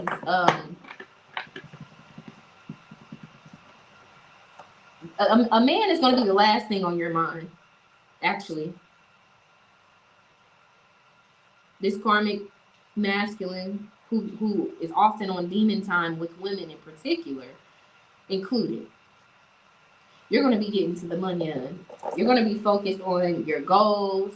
You're going to be focused on maybe working overtime. Like, I don't know. Yeah, because I'm hearing a interview that Cardi B did where she was explaining how the best way to get over a guy is to get in your bag, to go get some money, because you channel that heartbreak into success. She was explaining how it's not best to, not that she's the best role model, but I feel like she did make a good point. And I don't think she tries to be a role model, so that's not a diss to her. But I think that she made a really good point of how girls need to learn how to, when they're heartbroken, go channel that energy into working. Go channel that heartbreak into putting some overtime in, investing into yourself instead of jumping into another connection. So I see you not jumping into another connection as you're trying to heal from this karmic connection you had with the energy vampire. I see you getting your mojo back. This person not being able to block you. Every time you dealt with this person, maybe you found it difficult to finish projects or to wake up in the morning. It may have even put you in a depressive state, because when you're intimate with this person has demons, has attachments, and you're taking on their demons, their dark energy when you sleep with them. So I'm telling you, stop sleeping with this guy. Or if he tries to come back to you with some sexual energy, don't do it. He needs some sage, honey. He needs a spiritual bath. He needs to go purge in the woods or something. Because he's got some dark energy. He's got some bad juju on him. Ugh. I'm not even judging. Let's keep going. Don't sleep with this man. If you don't take nothing else from this, that person from your past that you need to be moving on from, Don't sleep. Don't get your hands dirty. He's got some sort of a pestilence energy on him. He's got some sort of a wow. Because I'm thinking about the hag.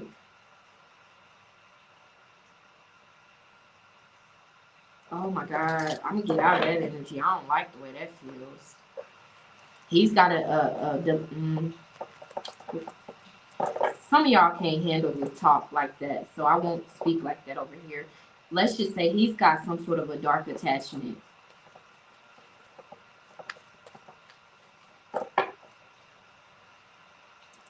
You got a divine masculine coming in.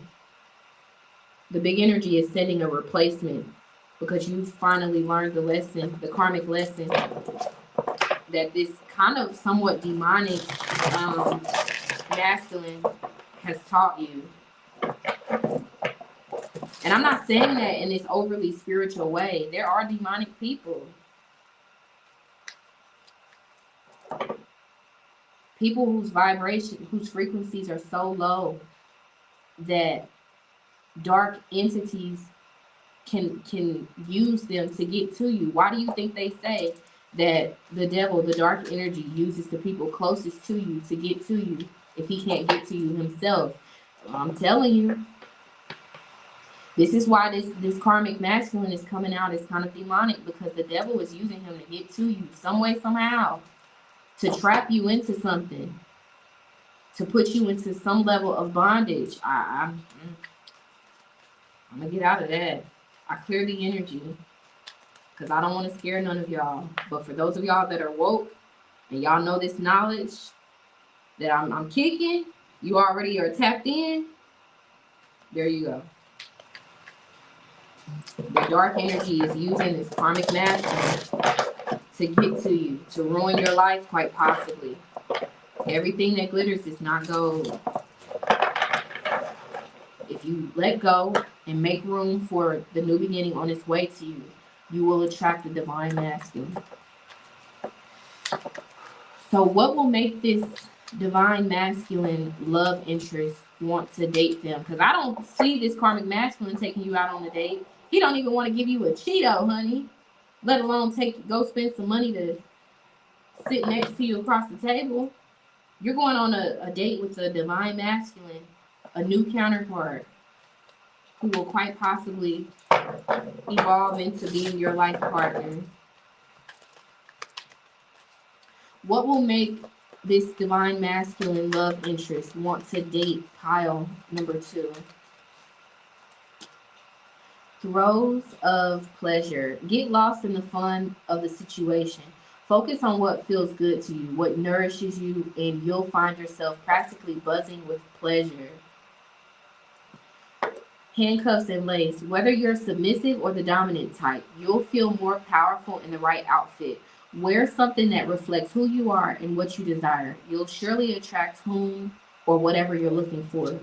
You know, that's very fitting, because as I was reading this, I was thinking about, I kept hearing cute and covered, cute and covered, as I was reading these words.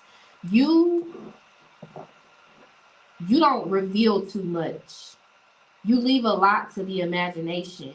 The way that you carry yourself as well, the way that you dress, you've got some sort of Claire Huxtable meets Megan Thee Stallion energy about you. You've got some sort of a dual nature, some sort of a sexy librarian energy about you. You can be very demure, very reserved, very conservative, Claire Huxtable, but also very spicy, very sexy, very, very vixen like Megan Thee Stallion.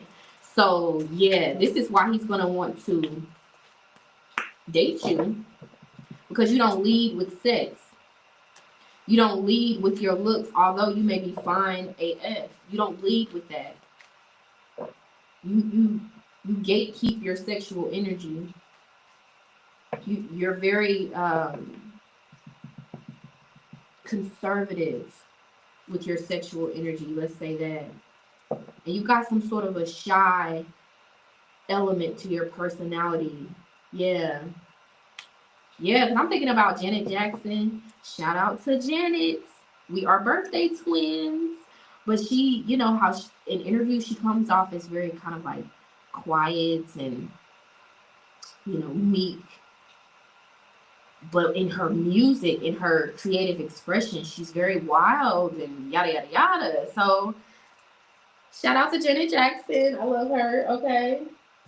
But she's got a Scorpio rising that makes her kind of on the kinky side. So her and I don't have that in common. I'm a Leo rising. But yeah, you got some sort of Janet Jackson, Miss Jackson if you're nasty energy about you.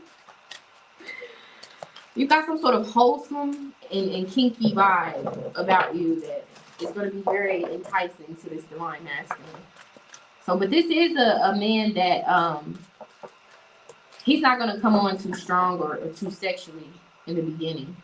He's going to take his turn with this 10 of Pentacles, okay? So tell me, Spirit, who will ask pile number 2 out on a date? I see that it's someone who's going to be in divine masculine energy or is going to be working towards becoming the level of a divine masculine. Oh my God, excuse me. Who will ask or take, who will ask pile number 2 out on a date next? 2 of Swords. This is someone who's not going to be talking to anybody else as they're getting to know you. I am feeling, yeah, I knew we were going to get a face card. The Hierophant.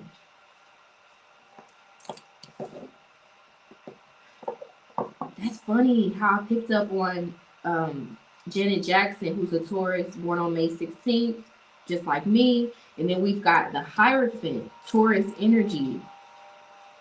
This person has a very strong Taurus placement in his chart, or second house placement. He's very Venusian. And look at him. He's coming out as some sort of a priest. Okay, for some of you, this man has been celibate or abstinent for a while. Whoa. Can I say that on here? F it. I don't care. This is someone who practices, can I say that? Maybe I do care. Emin retention. There's an S in front of the Emin. Oh, okay, I'm not gonna be too vulgar like I can be, okay? But this is someone who practices C-man retention. Let's say it like that. C-man retention. He's very disciplined. Woo! This is someone who channels his sexual energy into other things, quite possibly into abundance. This is a master manifester. This is someone who believes in manifestation, or who, unbeknownst to him, has the gift of manifestation. He may even have the Midas touch.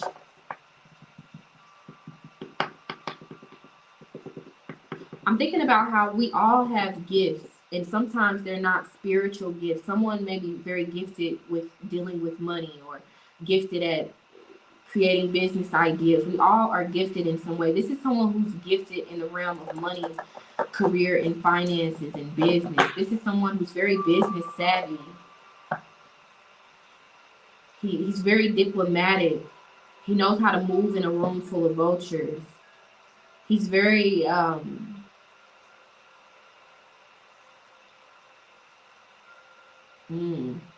he's very cultured. May even be a really good cook. He's very domesticated. He's very traditional. This is someone who is dating to marry. What in the hell? I say that in a good way because I'm getting it very, very strongly. This is someone who's looking for a wife. What does this look like? A man looking at wedding rings, or, you know, wow. This is someone who's dating to marry, who's tired of being for those streets, may even be from the streets, or just from some sort of a hard knock lifestyle. I am picking up on Jay-Z and Beyonce and how there's a significant age difference. There may be a slight or maybe even drastic age difference between the two of you. This is a very mature man, though, in age or mindset. Okay. This is a very sober man. He may not drink or smoke. Very sober energy.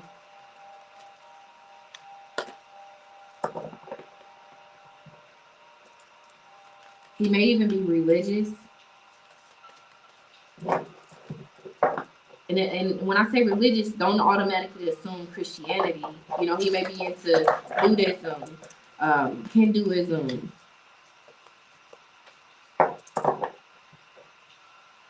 He's got core religious beliefs or principles or values about him. He's not just some sort of a savage man running around bumping into things. Yeah, because in my spiritual eye, I'm seeing the scene in Tarzan where Tarzan is trying to push up on Jane, and it's very kind of like a caveman-like energy. And she's like, no, get away. You jungle man, or something like that. He's very unhinged. And she's like, oh my God, gather yourself, you know? Like, I'm not, this is too much. You're doing too much. This is not some sort of a jungle man. He's very civilized. He's not uncouth. He has tact. He has emotional discipline. He is not quick to anger. Wow. This is somebody who's going to impress you. Like, this is somebody with a really good personality. And I'm going to be honest. In this day and age, that's kind of rare.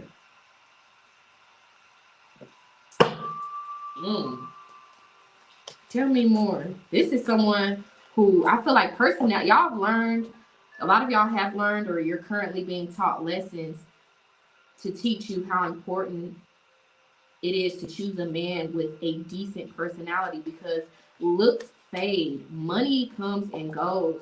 If that person is some sort of a juggernaut, some sort of a unhinged, crazy person, when life starts knocking them upside the head, like, you're gonna have to deal with that.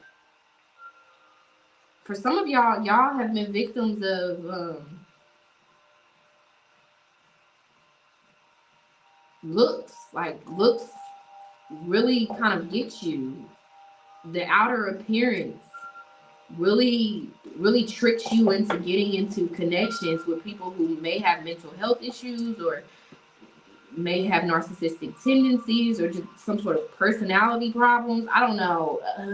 You know your story, but this person you're going out on your next date with, this is somebody who is very self-aware of their problems, their flaws.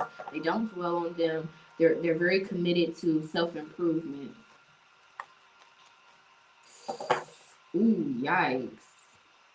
I don't say yikes in a bad way, but for some of you, this person may have ties to, I don't even want to say it.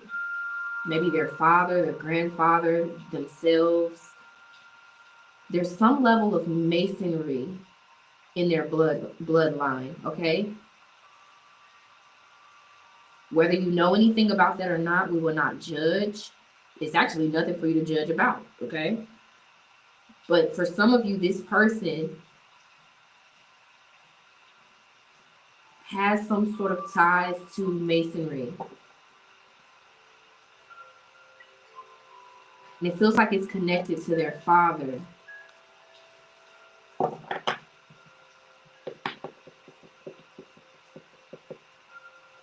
He's very tapped into some spiritual knowledge. This is not a worldly man. This is a woke man you're about to go on your date with. He could be a Mason, or he could come from a bloodline that links back to quite possibly a 33rd degree Master Mason. I'm gonna leave that at that.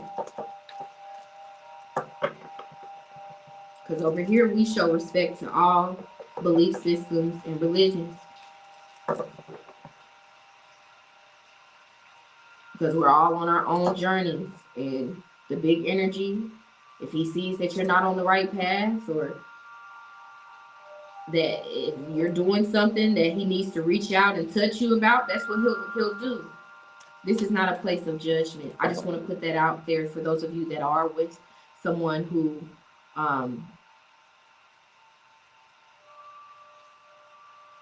is dealing with someone who has different beliefs, non-traditional beliefs. I welcome you. I accept you here. And I'm saying all of this to say that this person that you're going to go on your next date with, he's woke. Get out of that. I clear the energy. He is not asleep.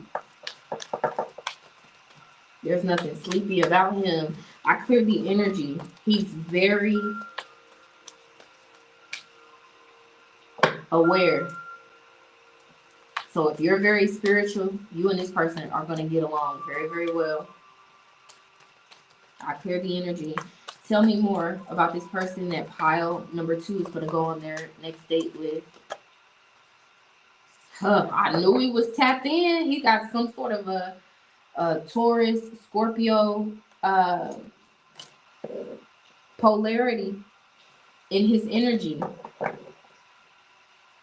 He could be a Scorpio sun, moon, or rising.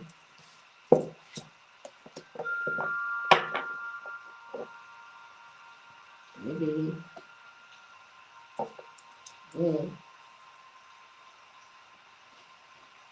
He's well connected though, because the Hierophant represents like a large organization. So he could have a very established career. This is a career man. This is someone who is well connected.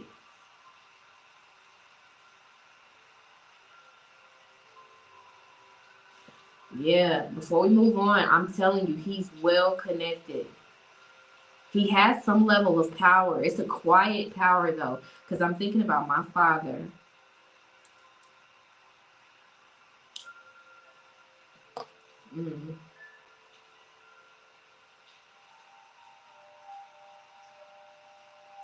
And how as soon as somebody, knows that that's my dad, it's like they get a whole other look in their face.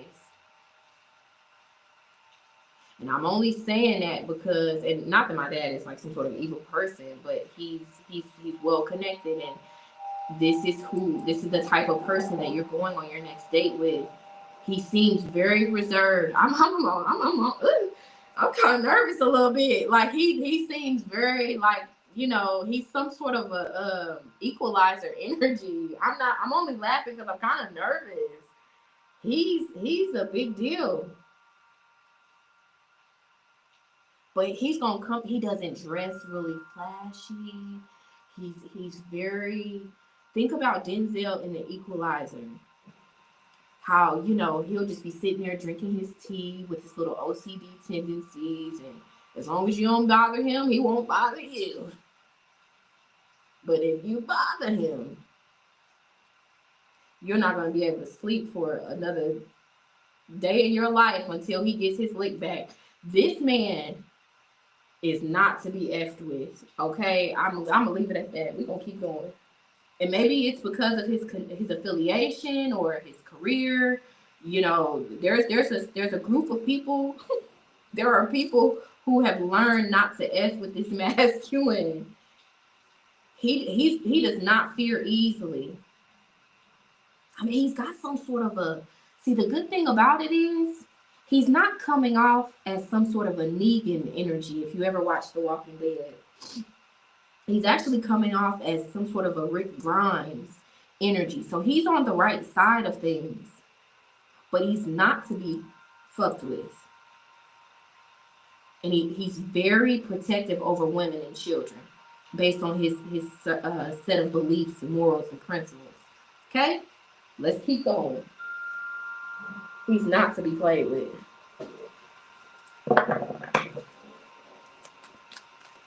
So So that whole thing about men being protectors and providers, he really operates from a true space with that. He takes that very, very seriously. Oh, baby.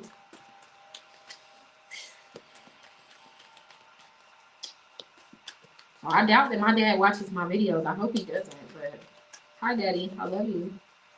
I clear the energy.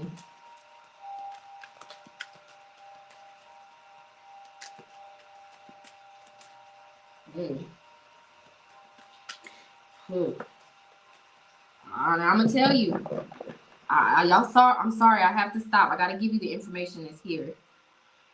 For me to keep picking up on my dad, one of the most frustrating things that I felt as a kid was there were so many women that wanted my dad, and I'm telling you this for a reason.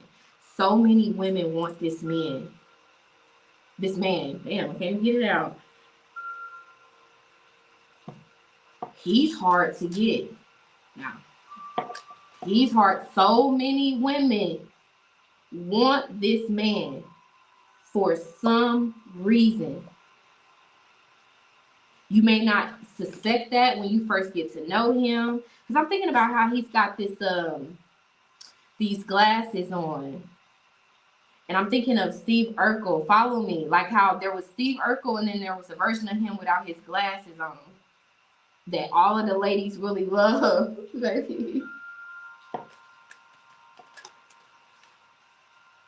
Yikes! You're going on your next date with a male trophy.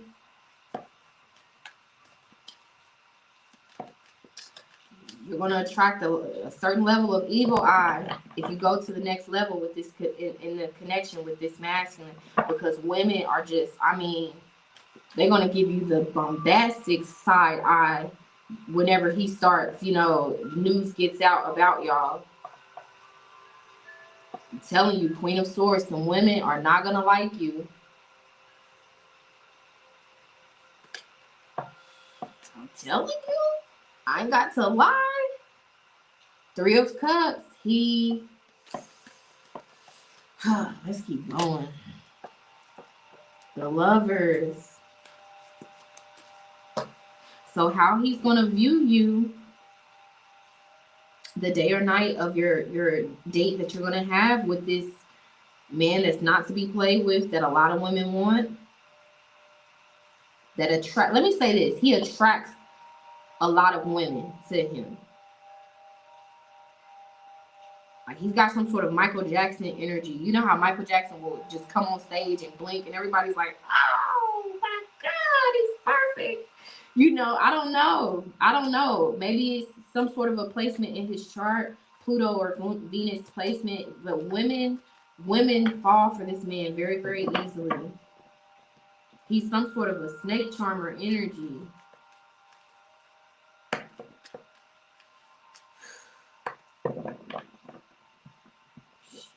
This is intense. But anyway, how he's going to view you is very feminine, very soft. He's actually going to view you as the type of woman he's been looking for. And he's been looking for a while for a certain type of woman.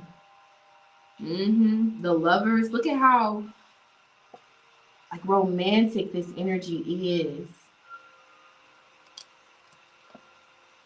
This public display of affection. This passionate embrace. Again, you may want to check out pile number 1 with this passion energy coming out. He's going to view you as very comfortable in your skin, very naturally beautiful.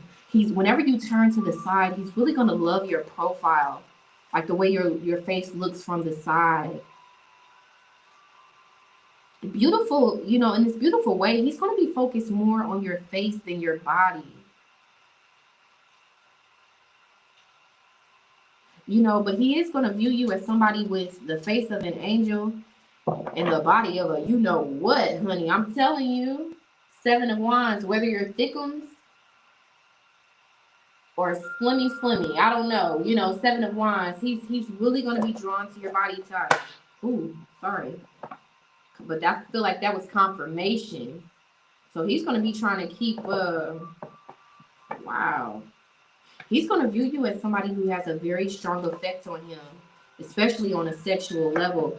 And that's going to be kind of shocking to him because he's mastered his sexual energy.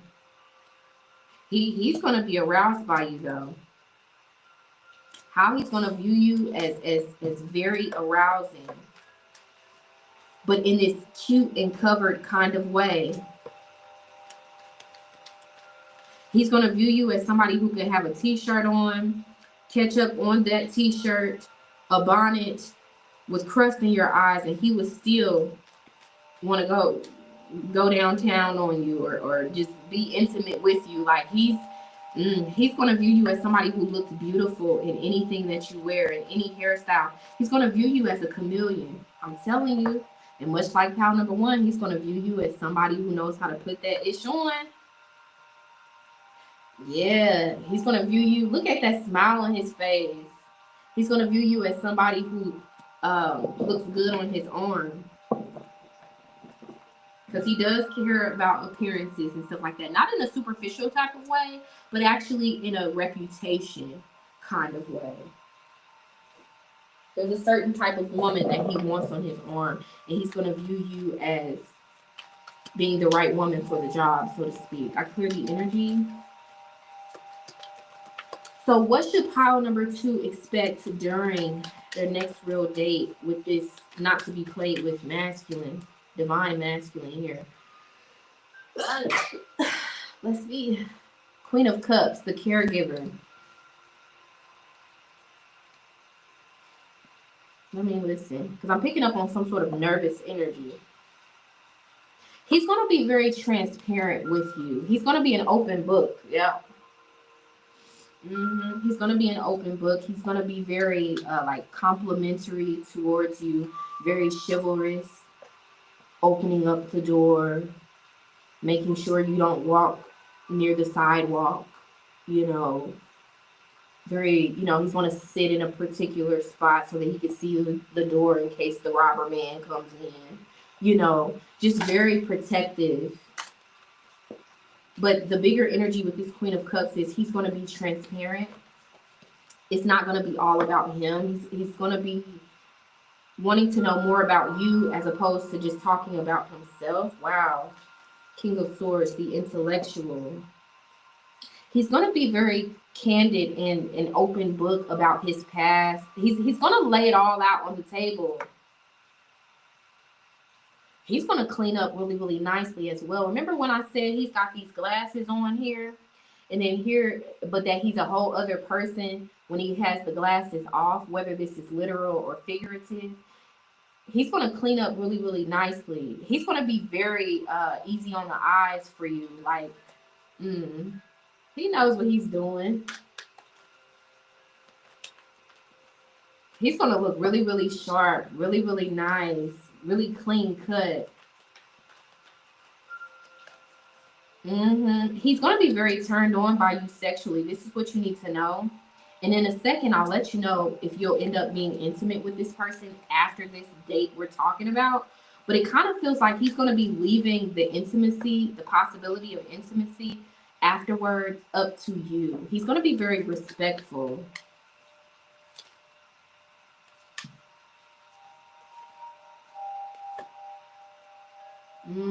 Seven of Swords for the wrong reasons. I'm gonna be honest. Before he even comes into this date, he's going to have already done his research on you about certain things. So he will do a bit of mirroring during this next date, like, you know, maybe talking about certain things that he knows that you're interested in, yada yada yada. He's gonna have a genuine interest. He's going to be like asking you certain things for future reference. Okay, so with this Seven of Swords, it's like he's going to already have it planned out, like what he's going to talk about, what he's going to ask you about. He's not going to, you know, just jump into it and just go into the date and just let it flow naturally. He's going to be kind of strategic and calculated with what he asks and, you know, maybe even with what he says as well. He's going to be on his best behavior because he actually likes you. So he's going to be trying to say the right things, you know, maybe not be as, he's going to try to hide a certain part of his personality to you during this next date. And it's not necessarily a bad thing, but he can be kind of serious. He can be kind of rigid and strict, but he's going to try to come off as somebody who goes with the flow, yada yada yada. But he's not really a go with the flow kind of guy. But he's just going to be wanting to make a really good first impression. And this is natural. This is what a lot of us do,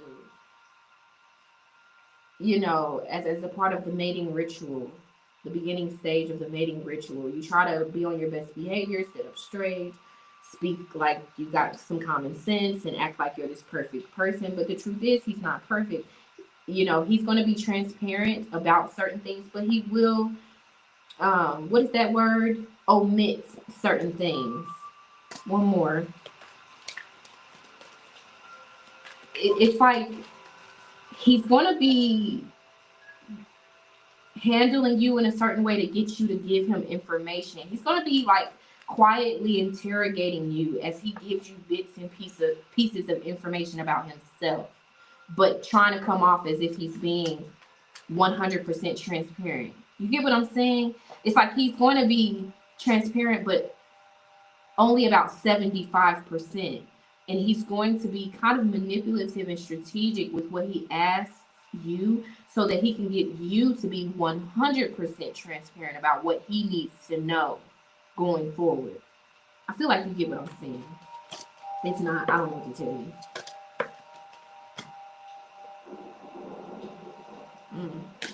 One more. What should pile number 2 expect during this next date? Opening up. Card number 8. He's going to get you to open up. Be prepared for a very not so shallow conversation. Y'all are going to have some sort of a deep conversation. The hot seat. This is not a guy that can't hold a conversation. And a woman that can't hold a conversation is a big deal breaker for this guy. So just be prepared to just, I don't know, like open up. He's going to get you to open up. Because I'm thinking of this interview that Noriega, or Nori, that's his name now, did with LL Cool J.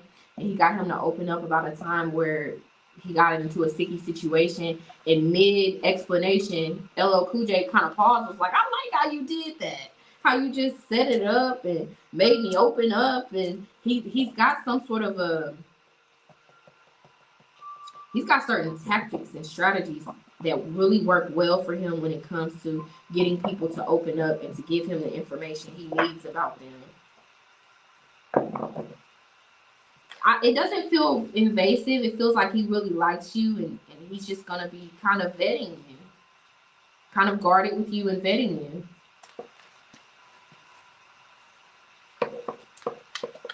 And, you know, you may come into it thinking y'all are about to play checkers. He's going to be coming into it knowing that y'all are about to play chess.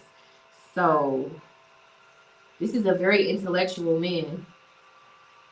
So he's going to be doing some sort of mental gymnastics to see if you're some sort of a bird brain. I don't know. He doesn't like bird brains. He's not the type of, he's not some sort of a predatory masculine that likes to go for not so smart women. He likes intellectual women. So I see him actually being even more interested in you based on your level of intellect that you express as y'all get to know each other more during this date that y'all are going to have. He's going to be very impressed by your intellect. This is what you need to know. What should pile number 2 expect during their next date? Friends to lovers.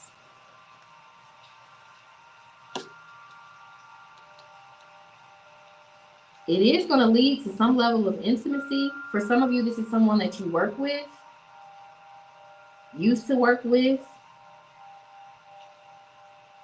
or has the same ambitions as you. Workplace romance, common cause, connection.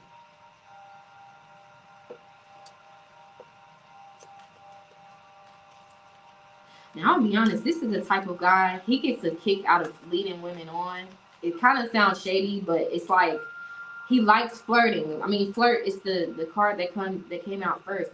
He likes flirting. He likes getting women to fall for him and then leaving them in the dust. That's not funny, but somehow I'm laughing. There's something to it. Time apart, a time of separation. I'm laughing because he's about to be in for a surprise because he's going to be hooked. This guy is going to fall for you. During, like literally, it's going to happen mid-conversation when y'all are on this next date or this date in general. He's going to fall for you a lot faster than he planned or than he typically does. And we do have this. He's going to be fighting back the lusty urges. So he's a sapiosexual. And the way that you're going to be talking, the things that you're going to be saying, it's like,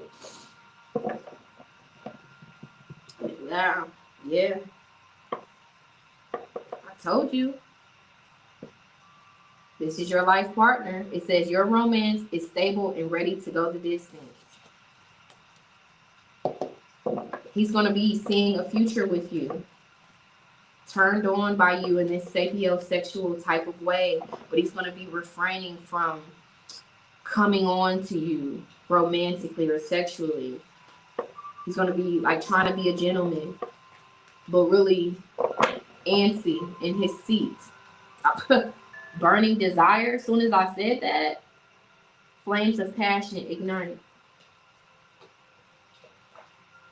He's going to feel like you're the exact woman. You exhibit the qualities of the woman that he's been looking for. And I told you, for some of you, he's dating to marry, so he's going to see you as his wife. You know what they say in the Bible, when a man finds a wife, he findeth a good thing. So, and a lot of people say that, you know, men, they know. It doesn't take them 6 months to a year to know if somebody's going to be their wife or has the potential to be.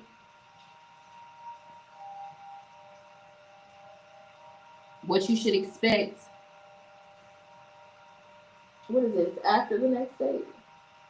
Yeah. So what you should expect after the next date is he's going to be viewing you as wife material. He's going to be taking you seriously. And he's going to be applying some level of pressure because of that.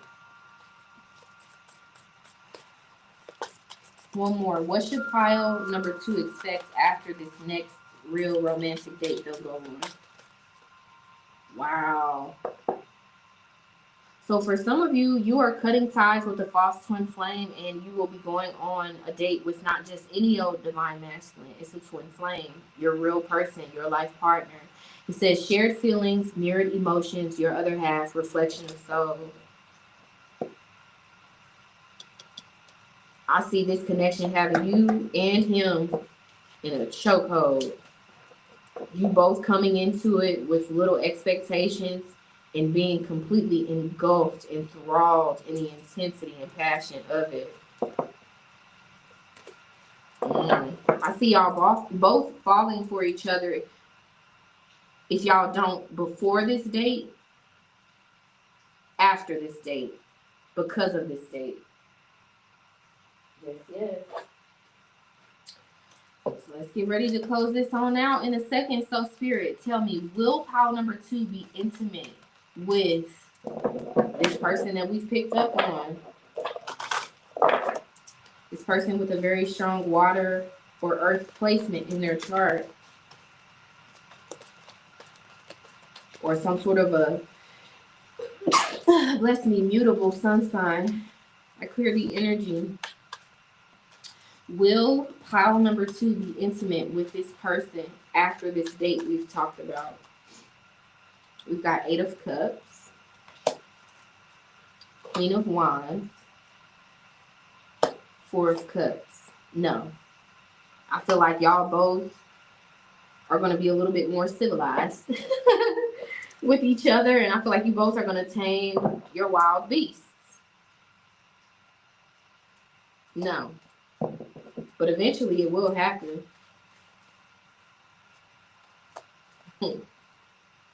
Yeah, no. The Hermit. He's going to want to be a gentleman. And I told you he practices C-man retention to have a clear head, a level head about things, so that he's not some sort of a rambunctious, predatory masculine who's easily tempted and lured by women. Okay?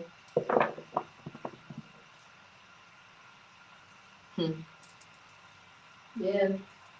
So, if pile number 2 decides to explore this connection with this not to be played with masculine who looks to be some of their real person, their true twin flame, their life partner, will they feel like exploring this connection was worth it? After all they went through with this karmic vampire masculine, will they feel like exploring this connection with this other guy that they're going to go on a date with was worth it?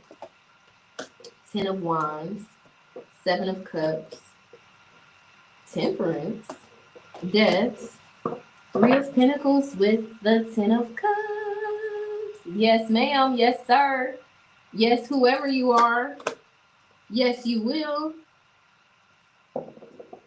You feel like there's some sort of answered prayer energy with this 10 of Cups. You don't feel lonely anymore.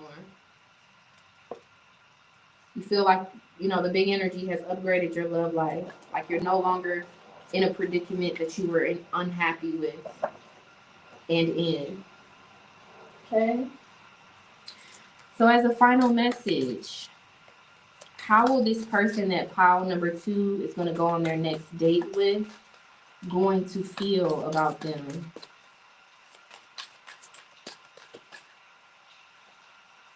Wow, I told you he's very protective. Protected. I will always protect you, my love, even if we are together or not at this time. My higher self is always with you. I will always protect you in the love we share. I will keep boundaries around my heart that only you can cross. So how he's going to feel is that y'all are already in a relationship.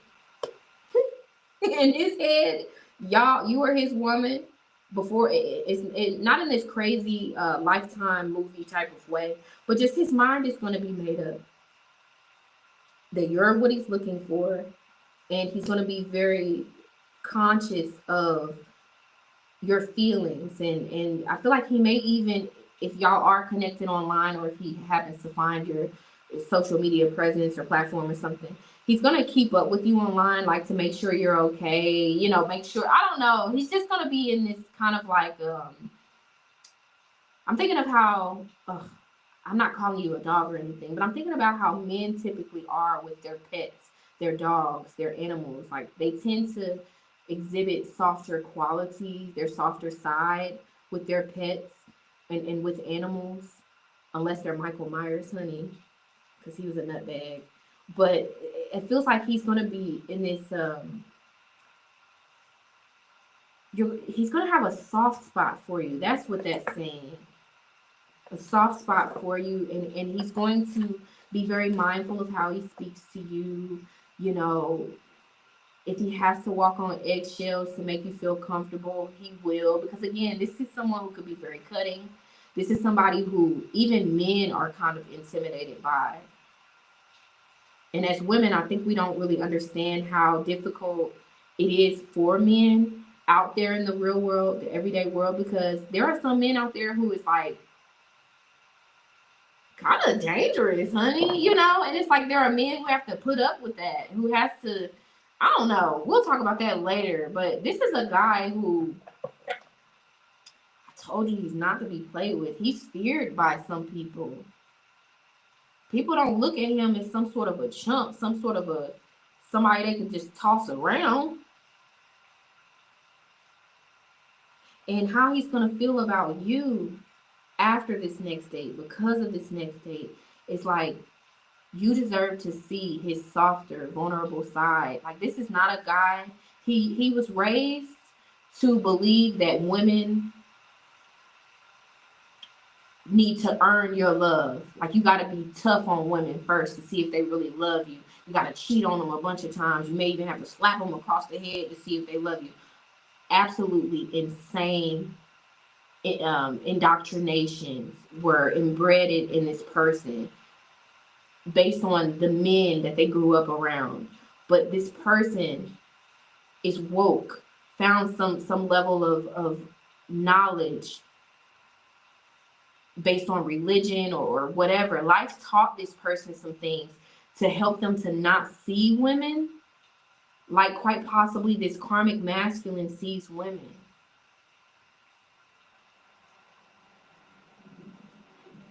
So how he's going to feel is that he wants to play his cards right, not just for the outcome for him, but because he's going to view you as a really nice lady, a really nice person.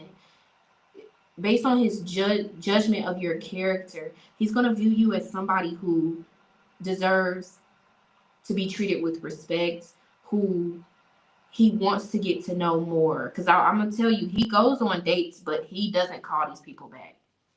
A lot of them will never hear from him again. But he's going to feel like this connection is worth giving a chance to. Yeah. And that even if you do end up being a crazy woman that breaks his heart, he's willing to take the chance. And that's a rare thing for this guy. Yeah. Yes, ma'am. Yes, sir. Yes, whoever you are. Thank you, pal number 2. I hope you enjoyed this reading. If you did, give it a thumbs up. That way it can be passed around to other people who need the messages. And hit the subscribe button. That way you'll know when I drop another reading. I'm working on some things on the website, so I'm not on here every single day or on a schedule yet. So if you want to know when I drop, you got to subscribe, okay? And if you want to book a same day reading with me, you can use code SPIRIT for a special discount off of your first or next session. Okay? Bye, pal. Too.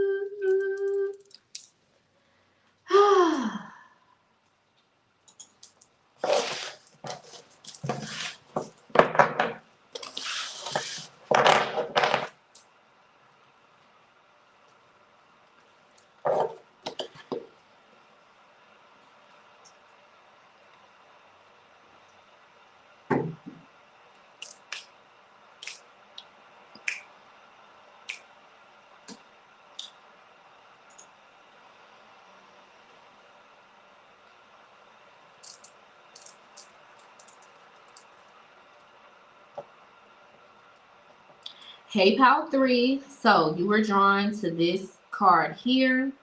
These messages that I'm about to read off to you, it applies to the current situation that you're going through, that you may have some level of confusion, concern, worry about. Remember to take what resonates, okay?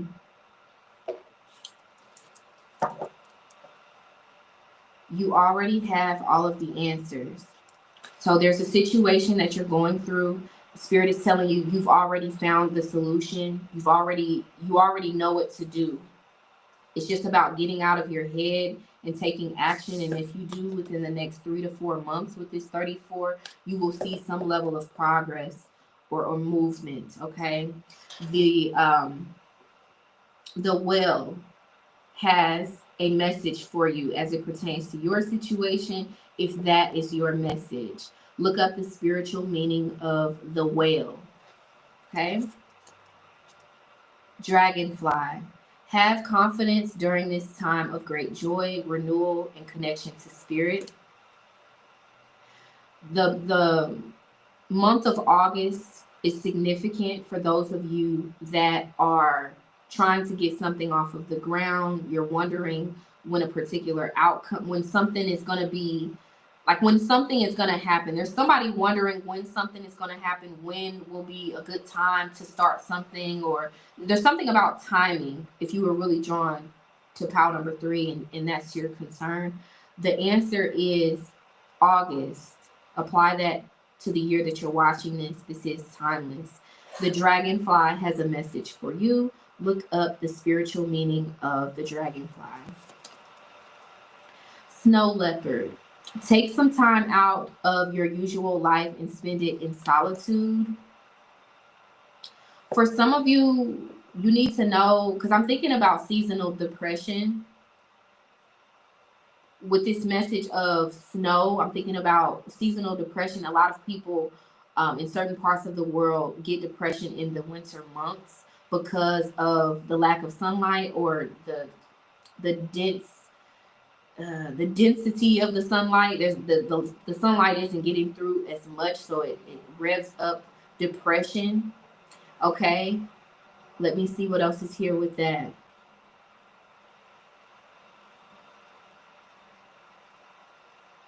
So for those of you that are dealing with kind of setback after setback, you feel like you've hit some sort of a rough patch.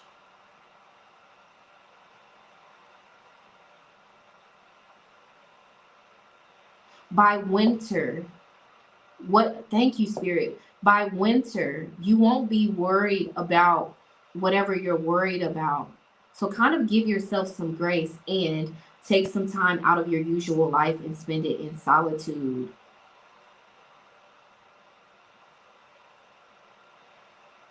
For some of you, you are very sensitive beings. You may be some form of an empath. There are different types of empaths. So you're absorbing a lot of the people around you, their energy, and it's causing you a certain level of anxiety and depression, and it's causing maybe even some level of burnout for you. So you may feel like you're not performing at your best, or doing as well as you could, or handling life's challenges, but you're doing the best that you can. Try to remind yourself of that, and know that by winter, apply it to when you're watching this. You won't be worried about whatever you're worried about, will be the last thing on your mind. It won't even be on your mind at all. Yoga. Your life is enhanced by yoga, stretching, and exercising. So when we talk about your current situation,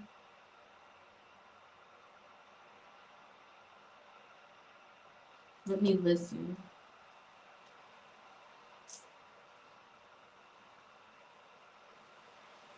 Ooh. Because I'm thinking about how yoga is a way of life for some people. So I'm seeing a lifestyle change. You're going through something to facilitate certain lifestyle changes that need to happen. Like, I don't know, your current situation is happening to make you make certain lifestyle changes. It's something here about lifestyle changes, having a better quality of life, aligning life purpose. Okay. So a lot of you, if this sounds like this is more of your message, if life feels very chaotic, it feels like you're going through some sort of a tower moment, you know, do your breathing exercises, maybe, lean more into yoga practices or just your spiritual practices to help you to soothe and ground as you go through some sort of a major life change. Something tumultuous, something chaotic, something very disrupting of your current way of life is happening to get you to change your life, to get you to align with your life purpose. There's a certain life and lifestyle that you're meant to live, but a big change, certain changes have to take place to get you into alignment with it. So whatever change that you're experiencing, even if it's uncomfortable, try to keep calm, because it's happening for a reason, and it is to align you with the life that you're supposed to be living.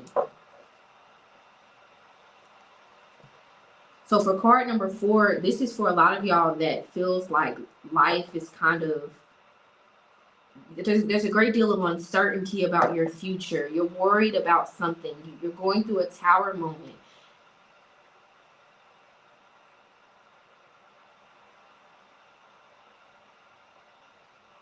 Keep calm. It's happening to align you with the life that you're meant to be living.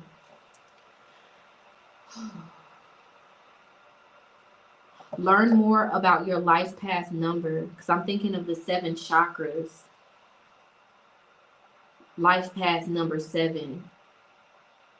Learn more about your life path number to understand why you're going through some sort of a tower moment and what's on the other side of it, okay?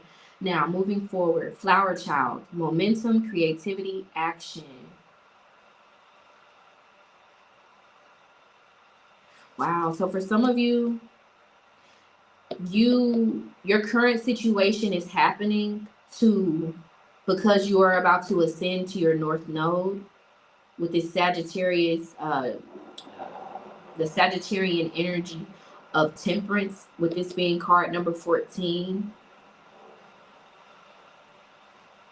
A situation is happening in your life but to prepare you for ascension to your north node. The message in her book, it says, I hope that over everyone else you learn to make yourself proud. Beautiful. You've got some sort of an angel watching over you. You're not alone in a situation. There's someone going through a situation right now where you feel alone, where you feel like it's some sort of a Goliath and you're David, but you will be victorious. You're going to come out, wow. Because I'm thinking about how the dark night of the soul is an important part of the journey to ascension, to one's north node. We'll talk more about what the south node and the north node is in the future at length.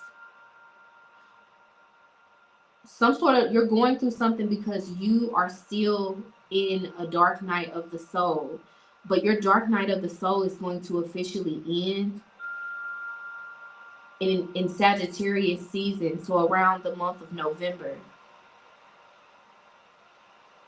So from now until then, know that you've got some sort of an angelic figure, because I'm thinking about temperance. The traditional image of the temperance card is an angel alchemizing energy with the 2 cups.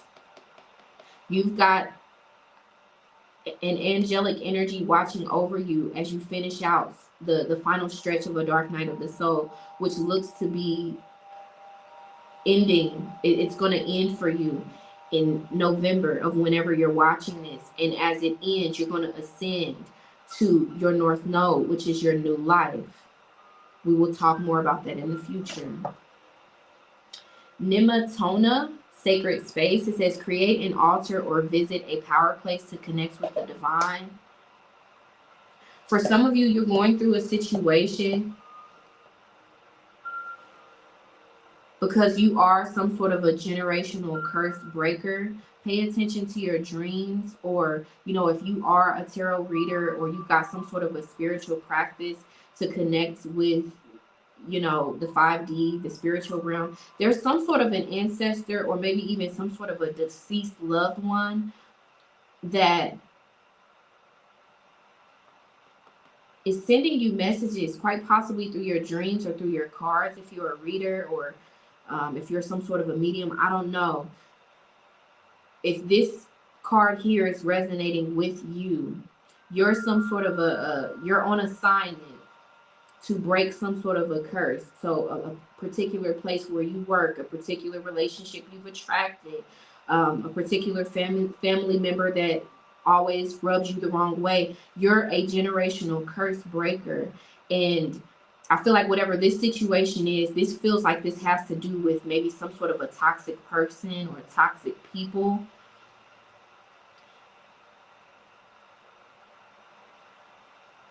By Christmas, by December, that situation is going to resolve itself. That curse will be broken, so to speak, between you. Yeah, you've got some sort of a karmic tie with a person. It could be a boss, it could be a coworker, it could be a friend, it could be a cousin. There's someone behaving in a toxic way towards you. You've got a karmic tie with that person. They're teaching you something. And in a beautiful way, you're teaching them something as well.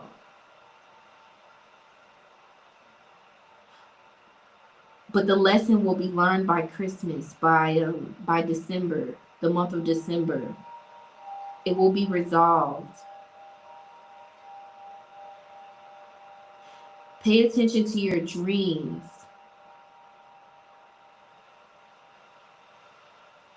over the next 12 days, because I'm thinking of Christmas, the 12th month. Pay attention to your dreams over the next 12 days, and you're going to be shown something, and know that some sort of a deceased loved one is going to give you guidance, clarity, may even show you something in your dreams. It's going to help you to gain a level of clarity about a toxic situation that you're on. Wow. Confirmation. Yes, your intuition is correct. Take action accordingly. So this is the message for the fight. Well, I feel like this is talking about whatever I just talked about, but this is also for another group of you who are in a situation where maybe you need some sort of confirmation about what your intuition or gut is telling you. This is the confirmation that you need about what action to take in this situation. Trust your intuition on what to do. I don't like that you can't see it. Let's do it like this. We'll just leave it like that. My OCD tendencies. We'll leave it like that. And I'll figure it out later. But those are your messages, pile number 3. I am completely drained and need to go drink my water. Shout out to Essentia. If you guys love alkaline water, this is my number 1 recommendation, okay? But I'm going to go drink my water and mind my business now. I hope you guys enjoyed these messages and this guidance from your spirit team. And I will be back with another reading soon. Bye, y'all.